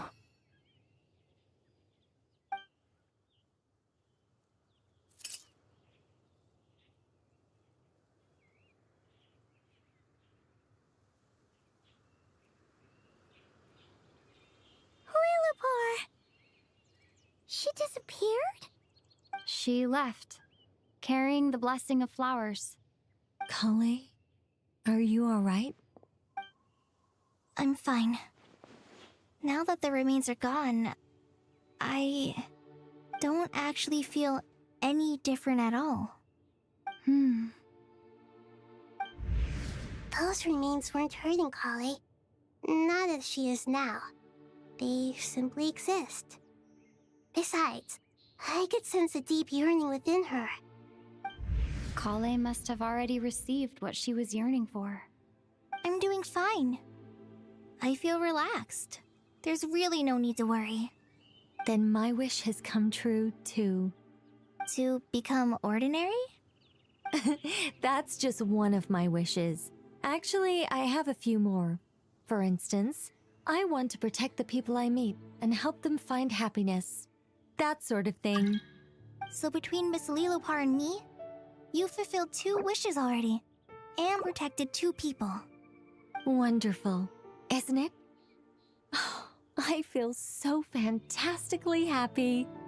I guess that settles things here. So what's next? What do you want to do when we get back to town? Clay, look who I've brought to see you. Hey, Kale! I heard you guys were holding some kind of secret event. How come you started without me? Huh? Oh no, it's nothing like that. We were just saying goodbye to an old friend. Whose corpse is on the ground. Who? Me. The old me.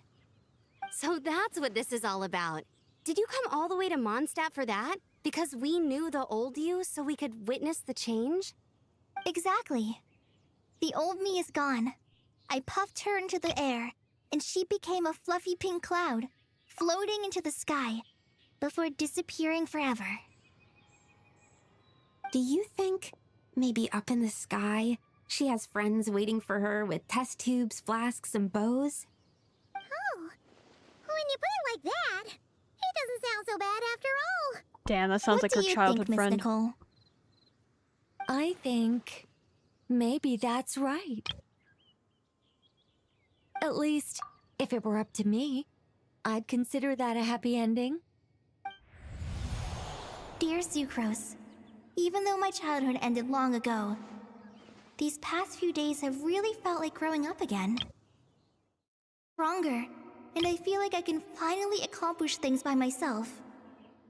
Surely someone as mysterious as you will find a friend like this fascinating?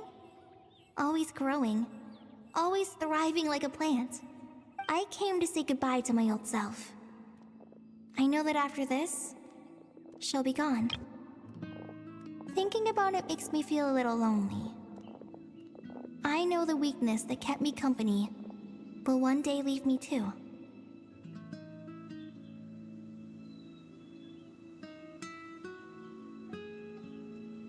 But somewhere in my heart, I feel a great sense of joy. It feels like I've always wanted to take this step, to walk towards the new me.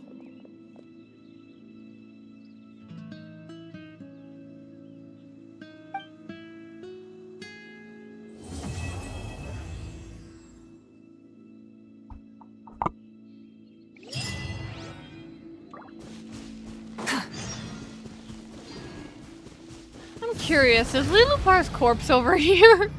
That sounds so bad to say. There was also one more thing I wanted to check, which was to see if Lilupar's bottle is like no longer there. Where is Lilupar's bottle? Oh, she's still technically chilling.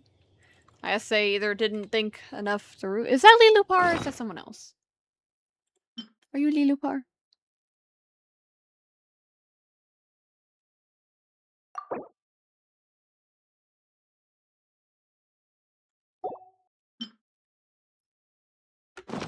What the fuck did I replace?